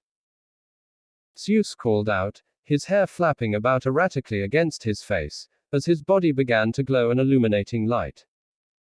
One that quickly covered his 3 brothers a second later. Metis nodded without a word, doing the same as her partner. The 4 goddesses immediately being enveloped in light. Just then, at the last possible second, Beerus glanced up and caught a glimpse of Kronos well above them.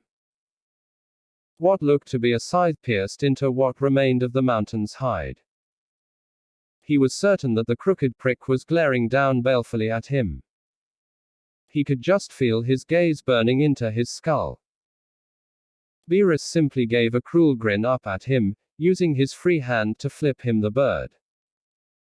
And then just like that, they all evaporated into particles of light. Not a trace of them left near Mount Othries or its Titan residence. Thanks for watching. Please subscribe and like this video. If you want some more what if video, comment 3 hearts for more what if.